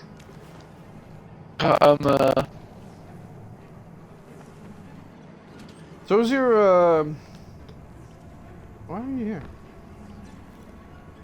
By order of the mayor, the entire contents of this bunker now belongs to me. Get away from it, thief! Oh, well. You know what? Fuck you. They've got a alternative GGO season. I wonder why they did a alternative GGO one and not like a third season or an Underworld one. I don't know. Did they do a season 2 of GGO Alternative, or is it just the first season? Because I've seen the first season, I haven't seen a season 2 or anything. It's just, what's the first one about? I mean, what's that about? The alternative one. So it's a side story about other characters who. I guess you see like Keto in the background or something. Not even really that, frankly. It just takes place in the same universe. It has almost nothing to do with the main series, if I remember correctly. I think that there's a reference. I think they reference it because I think there's a girl in the show who really wants to beat Kirito and Sinon because they won the BOB that one year. So it's like, after they killed Death Gun, right? I'm fairly certain, yeah. But like, the general premise... they still play it because they played it in season 3, didn't they? Yeah, they still play every now and then. I think they jump in to help out Sinon because that's still her main game. Yeah. Like, that's the one that she plays most of the time. Like, the premise of the show is that there's this one girl who, she's really, really awkward in real life, and she doesn't like the way she looks and everything. And so she picks up VR as a way to be her ideal self. Because in real life, I saw the trailer on that. Mm-hmm. And, like, she ends up becoming friends with this girl who's, like, super, super, super good at the game. And then eventually, like, her friend trains her so that she's really, really good at the game and says, alright, so here's what we're gonna do. You're gonna fight me in the BOB, and if I win, I'm killing myself. So you have to beat me if you want to save my life. And then the rest of the show is about her, like, teaming up with a friend of hers in the BOB to try to beat her friend so her friend doesn't kill herself. Fuck. She actually killed herself. I mean, I'm fairly certain that she fully intends to, but she does not actually manage to because the main character wins because, you know, she's the main character. Oh, that's great. It's pretty good. It's interesting. To be fair, there's never really been a bad like Sword Art Online anything. I feel like that's a very controversial opinion. Like, you and I personally, they got bad episodes, but yeah, the whole finish and the whole like ending is pretty good. Like, you and I, we're big SAO fans, but like there's a lot of people out there who love to shit on SAO. And I'm personally of the opinion that but like they do that because they know how many people like it though. Yeah, that's that sort of people. That's my general opinion, because there was a time when SAO was like the most popular anime, like, in the country, like in America. I had to kill him in the It used to be the My Hero of today. Yeah, like everybody loved it. Everybody was super, super into it. And I'm just of the opinion that I think that the show got so popular that it then became popular to hate on the show. Yeah, and like I will say, like, we've had this discussion before. There are legitimate criticisms about the show. There are things about it that I am not a fan of. Oh, like the harems. And yes. Kirito's got the curse of everyone loving him. The harem thing is entirely unnecessary. They build up an amazing relationship between Kirito and Asuna, and then Reki Kawahara was just like, nah, Kirito needs to be a fucking awesome ladies' man that all of the women want to sleep with. Which was entirely unnecessary. He does what any other person would do. Yeah, like, he doesn't really do anything special, and I dislike the way that it handles it, you know? And I will also say that I dislike some of the way that it treats some of its characters. The fact that Asuna starts out an incredibly strong, very well built, just strong female character who is somebody to be admired in Season 1, who is then, in the second half of Season 1, turned into a damsel in distress who spends the entire time kidnapped, who does, to her credit, make several escape attempts that go rather well until she gets caught at the very end, until the end of Season 1, where she is straight up molested in front of Kirito, purely for the shock value of it. Like, it doesn't add anything to the story, it is just there to shock the viewer and make them go, oh my god, this is terrible, Kirito killed that guy, which it does very well. Like, I understand why it's there, I just disagree for the need for it. And then in Season 2... Kirito killed like 5 people, right? Yeah. And then in Season 2, where Asuna's character doesn't do anything for the first half of it, she sits on the sidelines and is irrelevant, and then Sinon, her entire thing is she has PTSD, and she has PTSD until Kirito saves her from it, which I don't think is a very good portrayal of that. And to be fair, she does a lot to overcome it herself, but Kirito was the linchpin of her overcoming her PTSD, and I dislike that portrayal of that. Yeah, to be fair, this is the most, like, fucked couple ever. Like, how much shit has happened to this couple is crazy. And then lastly, the thing that I dislike about, like, the way that it handles its characters is, again, in the second half of Season 2, Asuna then becomes the primary character, but she goes from this really, really strong, well-developed, like, powerful female character into like, she's constantly sad, she's constantly whining about things, and, like, I get it. You I kind of understand gave it. up on it though, a bit though. Yeah, but, like, I don't like the way they portrayed it, because she feels like she's being portrayed as if she hates that she is being forced to be the strong person. But nobody is forcing her to be the strong person but herself. She does rely on kids though way too much. Well, that's my thing, is in Season 2, she doesn't rely on him when she needs to. Like, she starts talking about how she wants to lean on Kirito, but she can't, because Kirito sees her as this strong, powerful woman, and she can't shatter that illusion by appearing weak in front of him. And I'm just like, you've literally cried in this man's arms multiple times. Like, you died for this man. You straight up told this man if he died, you would kill yourself. Like, you're fine. Like, go fucking kiss your boyfriend and tell him that you're sad. He loves you. He'll take care of you. He'll help you. Like, you can lean on him. He wants you to. Like, you both cried in each other's arms on multiple occasions. I just flung myself into a river by accident because I'm too into this conversation. It was really fucking stupid of me, but whatever. But yeah, I dislike the way they handle Asuna's character after the first half of Season 1. I think Season 3 and Season 4 do a great job of building her back up again. Like, I think Reki Kawahara listened to a lot of the criticism that he got and fixed it. Yeah, like, Asuna doesn't sit on the sidelines. Yeah, I thought it was hilarious. I was actually not thinking it was her. I right? thought it was the professor's friend. I was like, okay, the professor's friend. Yeah, like, if I didn't know that because I read the light novel, I would never have suspected it. But it still, like, was really, really clever, and, like, if you don't know it's her, then, like, it's... But even though they made it to look like they were hiding her a little bit, like, I still had no idea until she took the wig off. I was like, oh, fuck, how did I fall for that? I really love I love Asuna's bit in Season 3. And then I also love that she's the one who gets to stand up and protect Kirito for most of Season 4. I will say, however, Season 4 is not entirely immune from fault. Because, again, there's a straight-up scene where Lipa gets tentacle raped. Oh my god, I forgot about that! Yeah, like, everything about that made me uncomfortable. Literally, it, like, stops, looks at a vagina, then stabs a vagina. I know! Like, It's oh my so god! That was horrible! Like, this did not need to be a thing! Like, oh my god! Like, oh my god! That was, that entire bit with Lifa, especially because, like, she doesn't do anything in the underworld. She shows up, is immediately captured, immediately starts getting, like, molested and tentacle raped and shit. She got the whole pig army.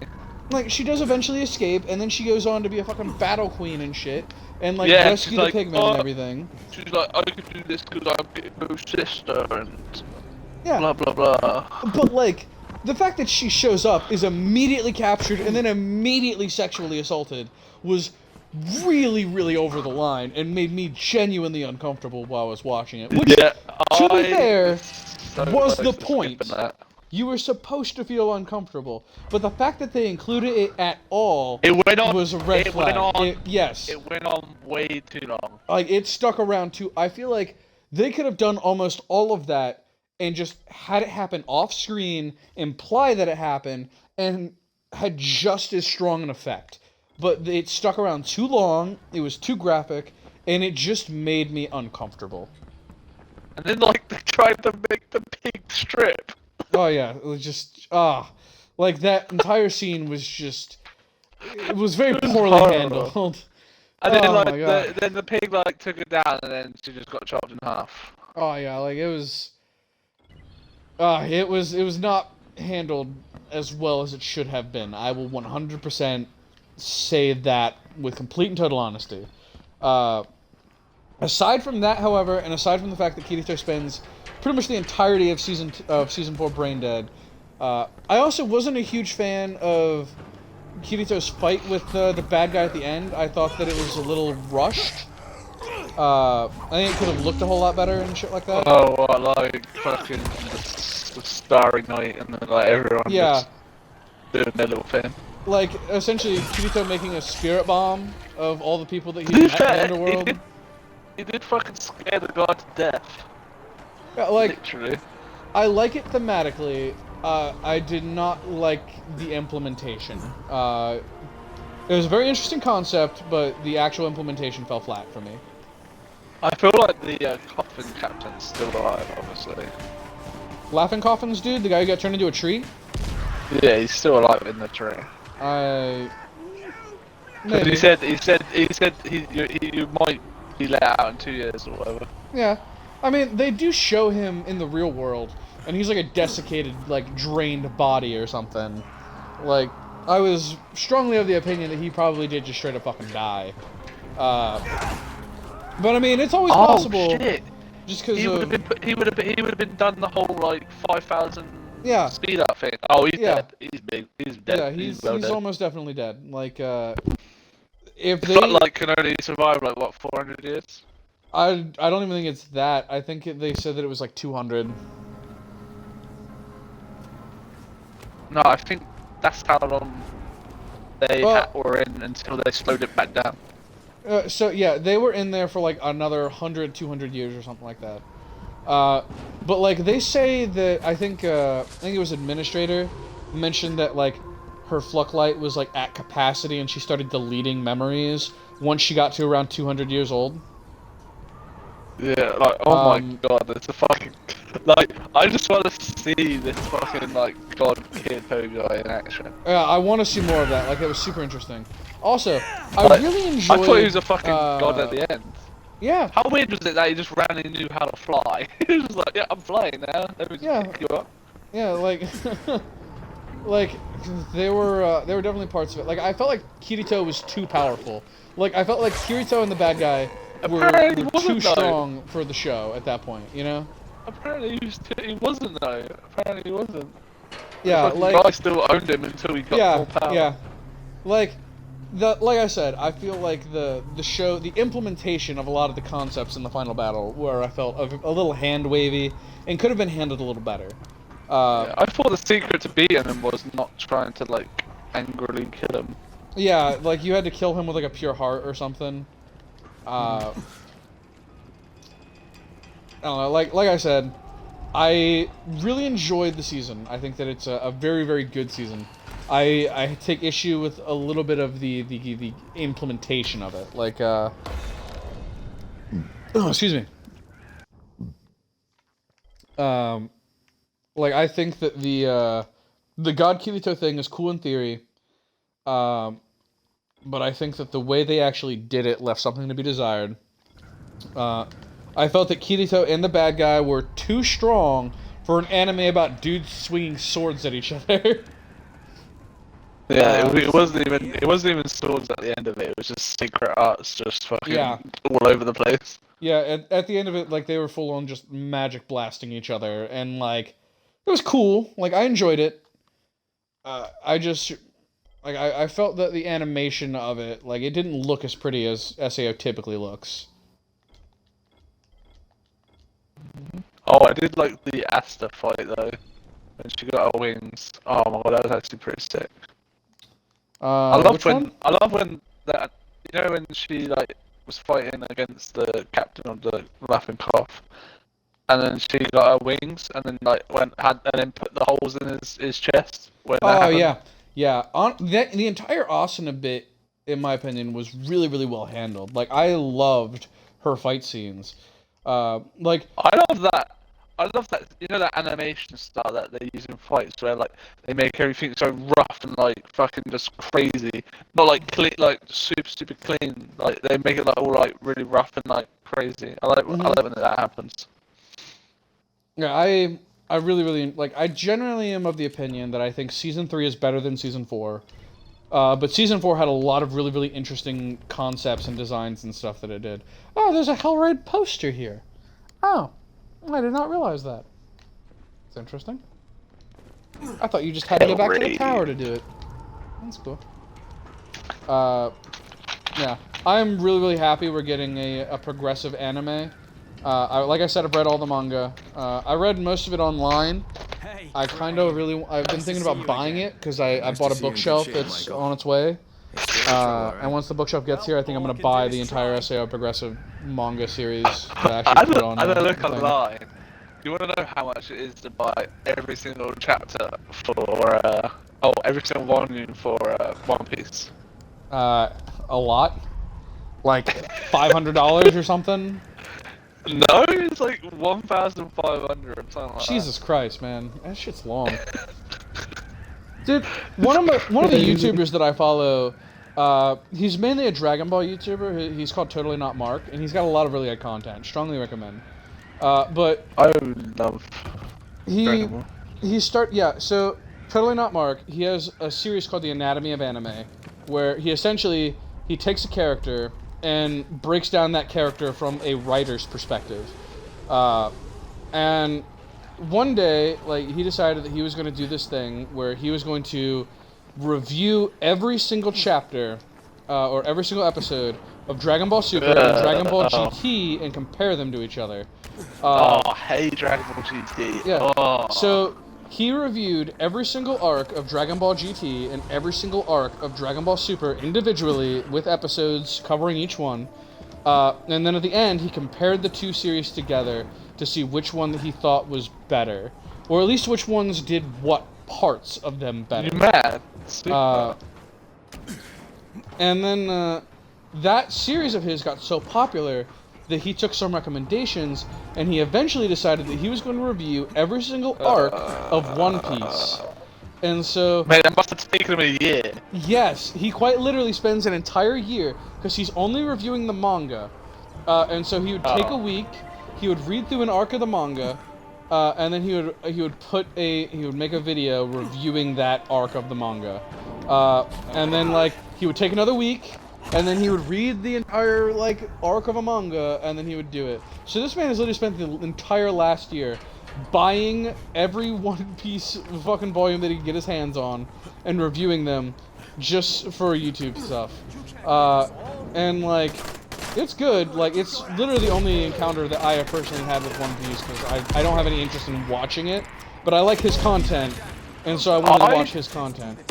Just think it's fucking. I think the fillers are funny and fun to watch, not boring and just like it pisses me off when they come on. They're actually funny to watch, and the actual story is kind of crazy. No, like I like a lot of the. The story's actually mental. I just went past like the crazy, like really good bit. Like I watched his review of it. I haven't watched the actual show, but like the show itself doesn't particularly interest me. I like the way that he talks about a lot of the stuff. I like the, like, from what Totally Mark has said of it and his reviews of it, the series sounds interesting. It just doesn't sound like my thing. I don't particularly like the art style of it. I don't like the power sets of it don't particularly interest me and stuff like that. Like, I take issue with some of the stuff from the series. That... Dragon Ball Z watchers, YouTube. You're the one that told me about when Bulma was gonna literally let us Goku see her vagina for a Dragon Ball. Yeah, that happened. You're the one that said that. I might have been. I know that I've had several conversations about early Dragon Ball. What do you want to see? I don't want to see your... Yeah, I don't want to see your old lady panties or something like that. No, I swear he literally names the pussy, but I can't remember what he calls it. I don't know. I will say, there is a scene in the original Dragon Ball anime of like the original show, where they 1980, 1991. They straight up show Bulma's boobs like on TV. For a kid's show. Really? Yes. It's only for a brief second. Like it's literally like half a second's worth of content. What? But so what happens if you? I don't know how familiar you are with the original Dragon Ball run because a lot of people have only seen Z. I never watched it. I've watched GT from GT. Okay, so in the original Dragon Ball, there is a bit where they are trying to do something, I don't remember what, but they need to talk to Baba. It's when fortune teller Baba is first introduced. And in order to get a meeting with Baba where she will grant them their request, Goku needs to win a tournament against several fighters that she has brought back from, like, the afterlife. And one of them is an invisible man. And Goku keeps struggling to fight him because he can't see the guy, and at this point in the series, Goku doesn't know how to sense ki. And so what ends up happening is Krillin on the sidelines comes up with an amazing idea. And by amazing, I mean fucking stupid idea. Where he grabs Master Roshi, puts him next to the arena, points him towards Goku, pulls Bulma in between him and Master Roshi, and then yanks her shirt down so that her boobs fall out in front of Master Roshi. And blood squirts out of his nose, so much of it that it covers. Yes, it covers the invisible man, and Goku can now see him. No, Krillin pulled the shirt down. Krillin pulls down her shirt so that Master Roshi fucking squirts blood out of his nose, so that Goku can now, like, see the guy. That's crazy. Yeah, and this is a kid's show. Wait, I've got to get like the full view to see what actually what it actually looks like. And like, they put a surprising amount of detail into that shit too. Like, there are straight up like 2 whole fucking like frames where her boobs are just out, just completely out. And to be fair, I know that at the time, they did not have the ability to pause TV shows, but like, nowadays, you can just pause that shit and be like, ah, hey, nice. And it's just weird and unnecessary. Like, you could have filmed that entire scene from the back. It's very hard to get the capture. It is. Like, it's a split-second thing, but they straight up, like, they are fully, like, animated. Okay, I'll put the speed all the way down. I'm gonna get it now. This is a weird conversation for my stream, my fucking viewers to hear. I'm trying to look at. Well, like she looks like she pulls it down. It's like she has like sagging tits, and then they just pin. Like the fact that they fully drew her boobs in a kid's show is weird. Oh my god! It actually bounces up. I know. They put way too much shit into that for a kid's show. He like pulls it down, pulls her boobs down, and literally her boobs just bang up. Like, I cannot believe they did that. I cannot believe they did that. I'm so fucking happy. Dude. That's fucking amazing. They should do that more often. There was a lot of perverted old man humor in the original Dragon Ball. There's no way kids could have seen that. Yeah, at the time, nobody was probably aware of it. But nowadays, with our ability to pause shit, it is glaringly obvious. I've got like 0.25 speed and I still fucking can't get the it's like it's fucking hard. It is a blink and you miss it moment, but like, it happens, and the very fact that it happens is crazy. I got it. Oh my god, I still can't believe they did that. I know! So funny. It's fucking wild. I'm screenshotting that. I'm taking a screenshot. I'm using that as proof. That's fucking hilarious. You can go tell all your friends about how there's a specific episode of the original Dragon Ball. Yeah. And then go perv on Bulma if they want to. And I bet you any money she's underrated. She is! She's like 16 or 15 or something at that point. Bulma's old. She is. Lucky she uses the Dragon Balls to like take 5 years of her life. I found that every night. hilarious. That was one of my favorite fucking things about the Broly movie, was the fact that they revealed that the reason Bulma looks younger in Super is because she's made a wish on the Dragon Balls to age herself down like 5 years. Yeah, and she's done it twice now, actually. Something like that.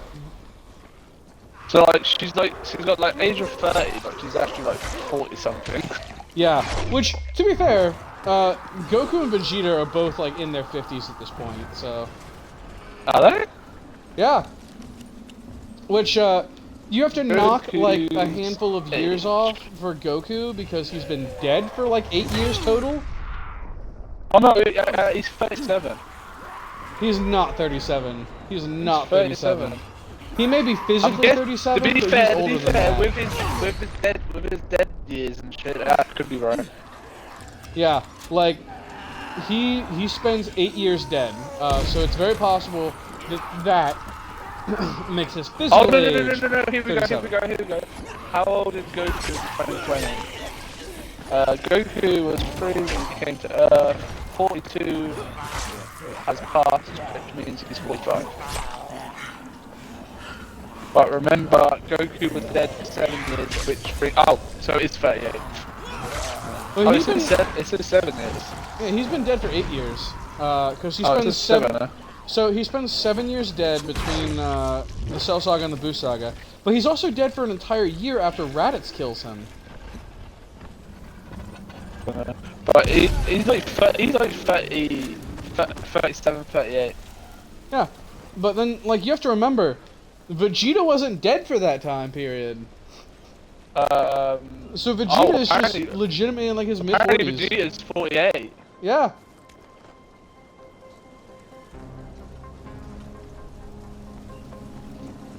Apparently, though...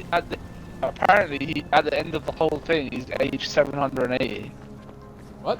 I don't think that's true. What?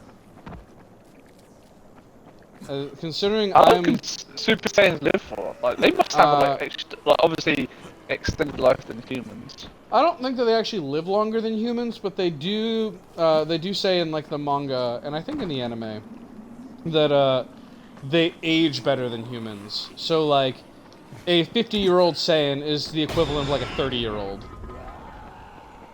Oh my god, Vegeta is 48. I know! And this guy's still, like, catching up to Goku. That's fucking right. Yeah. I mean, he's training with Beerus now, like, to be, like, an actual god of destruction. Oh, yeah. So... I can't wait for Super Series Season 2. Oh, yeah. Have they confirmed it yet? Like, is it actually gonna happen? Yeah, it's confirmed. Okay, because, like, the manga has been super interesting. Yeah, like, a lot of people will tell you that the Moro arc is a bad arc, and those people just don't like Dragon Ball anymore. I'll tell you that right now. I love Super. I love the whole storyline of Super. And I like where it's going at the moment. Where yeah, I really like the Moro arc, which is the arc that picks up right after the Broly movie. It's really, really good. I don't know who's going to be fighting, because, like, when he turns Angel and he masters Ultra Instinct, Jiren's going to be nobody to him. So I don't know who the fuck he's going to fight. Well, so there are a handful there must be someone that comes. So there are a handful of things that you have to note. So first of all, they explicitly say that the universes that were involved in the universe, like, survival arc were not the like, they specifically left out, like, the top 4 universes or something. So it is very possible there are people in that universe that are significantly stronger than Jiren. Oh yeah, did they? Mm-hmm. Yeah, because remember, the whole point of the Tournament of Power was that the lowest ranked universes, the weakest universes, would fight for their survival to see which one gets to live. So it is entirely possible that somebody in, like, one of the remaining was saying Jiren was the most powerful in the universes, though. I don't remember if he was the strongest in, like, all of the universes, or if he was strongest in, like, the universes that were in the tournament. Because they should have said that he's, like, stronger than a god of destruction. They must have shown us the god of destructions for them other ones that didn't participate in. Yeah, so the other gods of destruction were still there. They were watching the tournament, but they weren't participating. Lucky bastards. But, like, so the Moro arc in particular handles it very interestingly. So the reason that Moro is a threat is not because he's powerful, but because his whole thing is that he has the ability to just drain ki from people who are near him. And so the more you fight him, the stronger he becomes and the weaker you become. just by being on the same planet as him, you become weaker and he becomes stronger. Meaning, the stronger Goku and Vegeta are, the stronger Moro becomes. And that is what makes Moro a threat. But and it's actually when he goes really Ultra interesting. Instinct, when he goes Ultra Instinct, he's got 0 power though.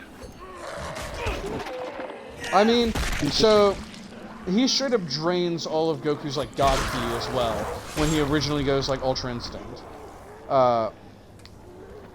Like Goku, like I don't remember if he actually, because when they first fight, Goku can't go Ultra Instinct on command.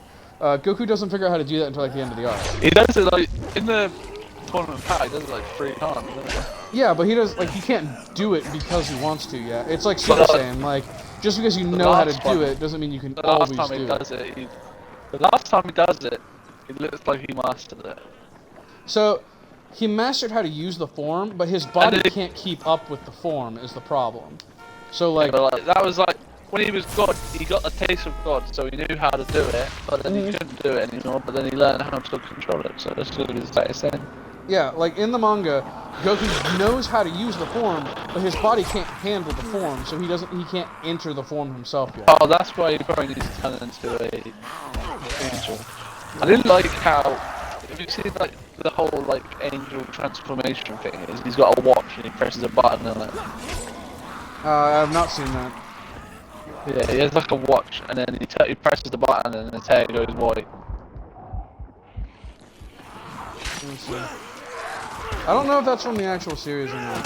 They just put out a new chapter yesterday. That might be part of Heroes. I'm not sure. Yeah, they just put out a new chapter. Oh my god, fuck off! Leave me alone! I'm just trying to open the van! Fuck you! This guy's a fucking sprinter.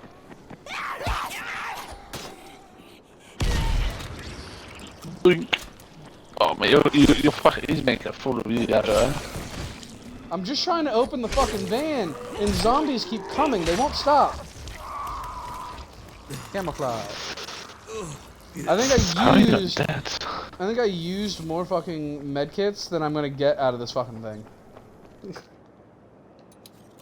But yeah, like in the manga, Goku does learn how to master the form, and at that point, like, Moro can't really stand up to him, because like the problem with Ultra Instinct is that it drains your energy at an absurd rate, because it's such a difficult form to maintain, and so like originally, even though Goku's entered it before, he can't enter it on command. Like the Tournament of Power, like pushed him into something that he wasn't ready for.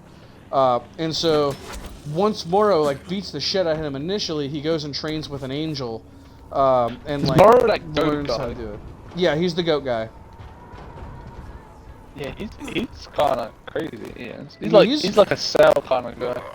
Yeah, he's really cool in my opinion. I really like Moro. A lot like the fan opinion on him is rather divided. A lot of people hate him because his final form. They're like, oh, he's just Cell, but I'm like, who cares? Like, he's an interesting villain with an interesting power set. Is he in season 2 Super then? He will be. Like the arc right after the Tournament of Power in the Dragon Ball timeline is the Broly movie, and then right after the Broly movie is the Moro arc. So it's the very first arc of season 2 of Super should be the Moro arc. Because apparently this guy, I'm reading here, apparently this guy can go toe to toe with Whisk or whatever his name is. What, Moro? Like Moro can go toe to toe with Whis? Apparently. There's nothing that explicitly shows that in the manga. Oh, it might be a fan-made one, but like they're like fighting. I think it's a fan-made thing, because like they never fight in the anime. There is a point where like Beerus gets sick of Moro's shit and is like, I'm gonna fucking kill his ass. But then like he gets interrupted and has to leave before he can do it. But like they never bother to actually fight him. How does he defeat him then? Just by mastering Ultra Instinct? Essentially, so he ends up. Mario's got so many like anime kind of. It looks like the show's already been made. How much shit's been made on him. Yeah, it hasn't yet though. I'm assuming that's a lot of fan animated content. Mate, everyone loves him. Like, he actually is quite sick. Like, there is a point where he like drains, like, because he has an ability to steal techniques and he can steal power. So he ends up like stealing the ability to use Ultra Instinct from an angel. And because of that, his mortal body is not able to handle that much energy and to handle the technique of Ultra Instinct. And so he essentially starts killing himself by accident. And so Goku has to quite literally beat the God Key out of the guy so he doesn't kill himself. And then at that point he's so fucking weak that Goku just fucking like kills him. So it's really, really cool. Kills him. Yeah, Goku fucking murders his ass. That's fucking great. That's fucking awesome. Everybody got super pissed off. I bet Beerus will love that. Yeah, everybody got super pissed off because Vegeta didn't get the kill, but like, Goku's the main character, so... Why did Vegeta want to get the kill? Because everyone thought that he was going to. And like, I understand it. Like, Vegeta learns a technique specifically designed to kill Moro, so I understand entirely... Hello?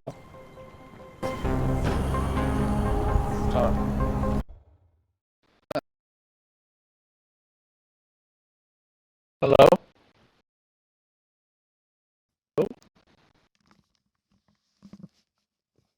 Hello? Can you hear me? Sorry, my mic just disconnected for no reason. But like, so I understand entirely why people say that Vegeta should have gotten the kill, because like Vegeta goes, he gets a technique explicitly to defeat Moro that is like specifically designed to defeat Moro and shit. Piccolo's just turned into a fucking punching bag, hasn't he? A little bit, a little bit. I just saw like clips of like the mangas and there's him just killing Piccolo. Like he's nothing. Yeah. Like, I do think that Vegeta, like, should have gotten the kill. I think it would have been a better ending. But, like, I don't think that makes the ending we did get bad. Like, I still like the ending. It's still good. Mate, it's always good when fucking Goku goes savage and actually kills someone. Yeah, like, it was really cool. Like, Goku has a surprisingly low body count. Like, how powerful he is. Yeah, because Goku loves keeping people alive so he can fight them again. Because you have to remember, Goku did not kill Frieza. Goku did not kill Cell. Yeah, what happened to Cell? Goku didn't even kill Raditz. Or Nappa. Gohan killed him, did he? Yeah, Gohan kills Cell. Trunks kills fucking Frieza. Vegeta kills Nappa. Piccolo kills Raditz. No. Goku does kill Frieza. No, he doesn't. Trunks kills Frieza. When he he does it in Resurrection F, but like in the original show, like in the original Dragon Ball Z, stupid. Like he has almost like no fucking body count in Z. How stupid is that? How like Frieza literally just put his hand on Earth and just killed it, destroyed the whole planet. I thought that was stupid. Everybody agrees that Resurrection F was poorly done. It was so good, but like the ending was just dumb. Like, and the fights weren't even that good, to be honest. Yeah, I was really disappointed because Battle of Gods is amazing, and then Resurrection F is. You know, Battle of Gods is just the anime, but just put in as a movie. Yeah, I know. Which, to be fair, the movie does it better because the movie did it first. And the movie's obviously got better animation. Yeah, like the anime added in a bunch of stuff that slowed down the pacing and whatnot, and just dragged it out too long. It did the same thing with Resurrection F, where like it tried to expand upon it, but didn't add anything meaningful, and so we just got a bunch of boring content nobody cared about. Like, if you ever go to rewatch Dragon Ball Super, everyone recommends that you watch Battle of Gods, you watch Resurrection F, and then you just skip those 2 arcs in the anime. Yeah, that's probably a good idea.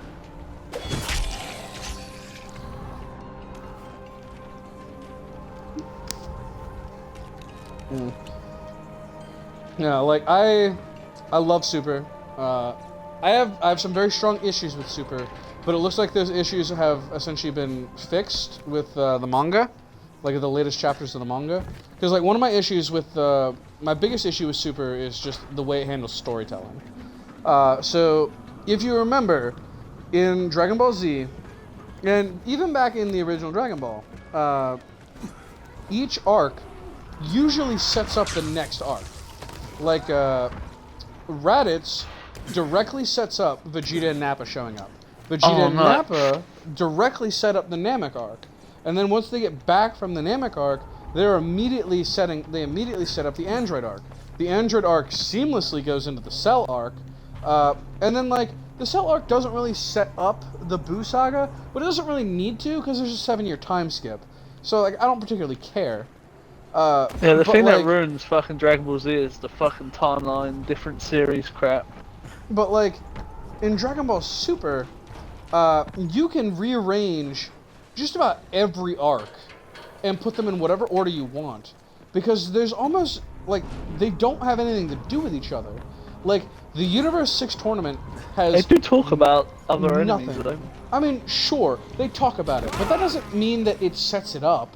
So, like, the Universe 6 tournament does nothing to set up Goku Black. Goku Black does nothing to set up the Universe Survival arc.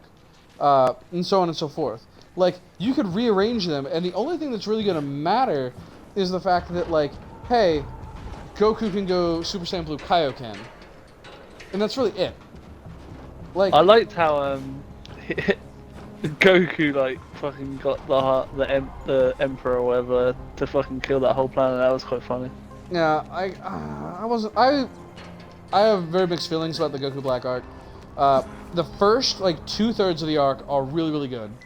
But the way the arc ends, I was very disappointed with. I did not like how they made him invincible. Yeah, I dislike that. Dumb. I dislike the. I dislike that they nerfed Vegito, so that like Vegito just like can't be a thing anymore. It's all about Gogeta. Gogeta is just the superior fusion. I will be 100% honest. 100%. He's about to kill fucking Broly. Yeah. Honestly, one of my favorite things about the Broly movie is that when they fuse, right? And then, like, they fight, and it's, like, relatively even. Broly has a little bit of the upper hand. But then he goes Super Saiyan, and then he starts winning. But then, if you pay attention, after Gogeta goes Super Saiyan Blue, for the rest of the fight, Broly never lands a hit on Gogeta. Yep. He never touches him. Gogeta wipes the floor with his ass, and it's literally, amazing. he was about to die. He Yes. was about to die, and then he got saved with Dragon Balls. 100%. That was what was going to happen. Amazing. I loved it. I very much disliked how in Super. I fucking loved everything about the Broly movie. Everything about the Broly movie was amazing. Just the ending. Apparently, the fights, there's everything. like It was 3 awesome. Broly movies, right? So all different, made like different timelines and different ways. But... not really. So, there are a total of 4 Broly movies. The first 3 are all the same Broly. They're all like a direct sequels to each other. Oh, really? Yes. I've never watched them. They're non-canon.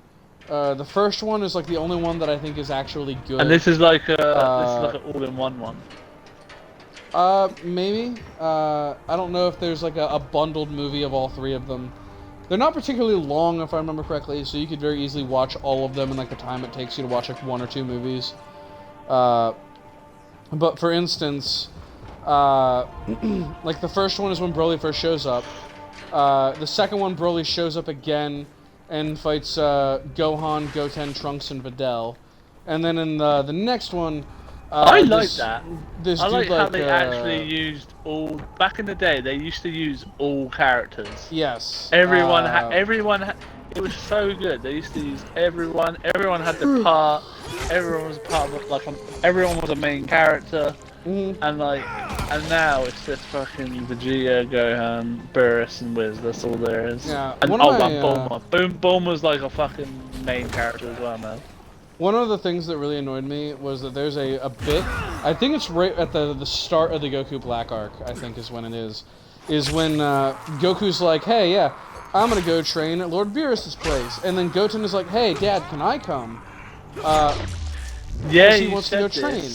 Yeah. And then he had something came up, and then they never talked about it ever something again. comes up, and I'm fairly certain it's the beginning of the Goku Black arc. Like, they get a call, and they're like, hey, Trunks is here, blah, blah, blah, blah, blah, whatever. I remember that, yeah. But then, like, Goten never asked to go train again. And it pisses me off so much, because everybody wants, like, the other characters besides Goku and Vegeta to matter again. We want Piccolo to do stuff. We want Gohan to do stuff. We want Goten and Trunks to do stuff. I want a lot more fucking blues, you know? I want Gohan to go blue. Yeah, I think it'd be really cool if Gohan, like, went Super Saiyan Blue, or if he unlocked a new form or something like that. Like, there's a lot of potential there for some really, really cool content. What the hell's this pink monkey form? I heard that's better than blue form, right? I don't think that exists. No, the pink monkey suit that they got. What is that? Oh, that's Super Saiyan 4. That's from GT. Yeah, apparently that's more powerful than blue somehow. That's debatable. There's no official... So, the original Super Saiyan forms, Super Saiyans 1 through 4, they all have official power multipliers that tell you just how much stronger you are in each form. No! That's what they were saying. They were saying you can go Super Saiyan 4 with Super Saiyan Blue. They want people. They want that to happen. I don't think that that's true. Like, I mean, it doesn't even really matter because, you know, Super Saiyan 4 isn't canon anymore. It debatably ever was. It was like the coolest transformation, but like, it was kind of stupid. Like, Super Saiyan 4 is a lot of people's favorite thing about Dragon Ball GT. It looks sweet as hell. Like, it is so fucking cool looking. And pretty much everybody universally loves it. I will say, like, one thing I really, really wish is that, Dragon Ball Super gave its new transformation, Super Saiyan God, Super Saiyan Blue. I wish it gave them official power multipliers, like you have with Super Saiyans 1 through 4. Because, like, there's been fan debate for years now over whether or not Super Saiyan, whether or not Super Saiyan 4 or Super Saiyan Blue is stronger. Heck, there's even debate over, like, whether or not Super Saiyan God is actually stronger than Super Saiyan Blue, because the animes and the manga are not super clear about it. I think that it's... Yeah, but that Super Saiyan God is hard. Like, you have to have... Well, so... 5 Saiyans. Well, because that's not even, like, a thing anymore. Like, Goku and Vegeta can both just do it on their own if they want to. Yeah, like, no. They figure out how to do it. I heard Super Saiyan God is Super Saiyan Blue. So, the way that it... So, this is, like, the actual way that it works. That's their version from getting there by themselves. No, so here's the way that this works. So, Super Saiyan God and Super Saiyan Blue are entirely different forms. The way that it works is that when they are in their normal base forms, they are using normal person ki. Like, normal-ass energy. When you go Super Saiyan God, you are still in your base form, but you're using God Super ki. Saiyan God's pink, right? Yeah, it's the red form. And that's the one you use like hardly any energy. That's what that's why he's super skinny and like super fit. And that is just your base form using God Ki. Super Saiyan Blue is when you're using God Ki and you go Super Saiyan. And like the semantics of the form are a little bit different because it doesn't require you to be angry or anything like Super Saiyan does. You don't have to use rage or anything like it originally does. That's why Goku is able to use the Kaioken. Goku can't use the Kaioken while he's a normal Super Saiyan because you have to have like a perfectly still heart or something like that. There's some in-universe explanation where like you have to be like mentally and emotionally centered in order to use the Kaioken, and you can't do that while you're in Super Saiyan. Yeah. I remember in the Tower of Power, he went pink just to fucking rest, pretty much. Mm-hmm. He literally used that to like rest from using blue, and then Super Saiyan God, the pink version's like him in rest mode, really. Yeah, like with still being powerful. Yeah, because it's essentially just your base form. You're just channeling God Ki instead of normal Saiyan Ki. That's the only real difference to it. And the God Ki is just qualitatively much stronger than normal Saiyan Ki. But it's still essentially just your divine base form. While Super Saiyan Blue is essentially just you using God Ki as a Super Saiyan.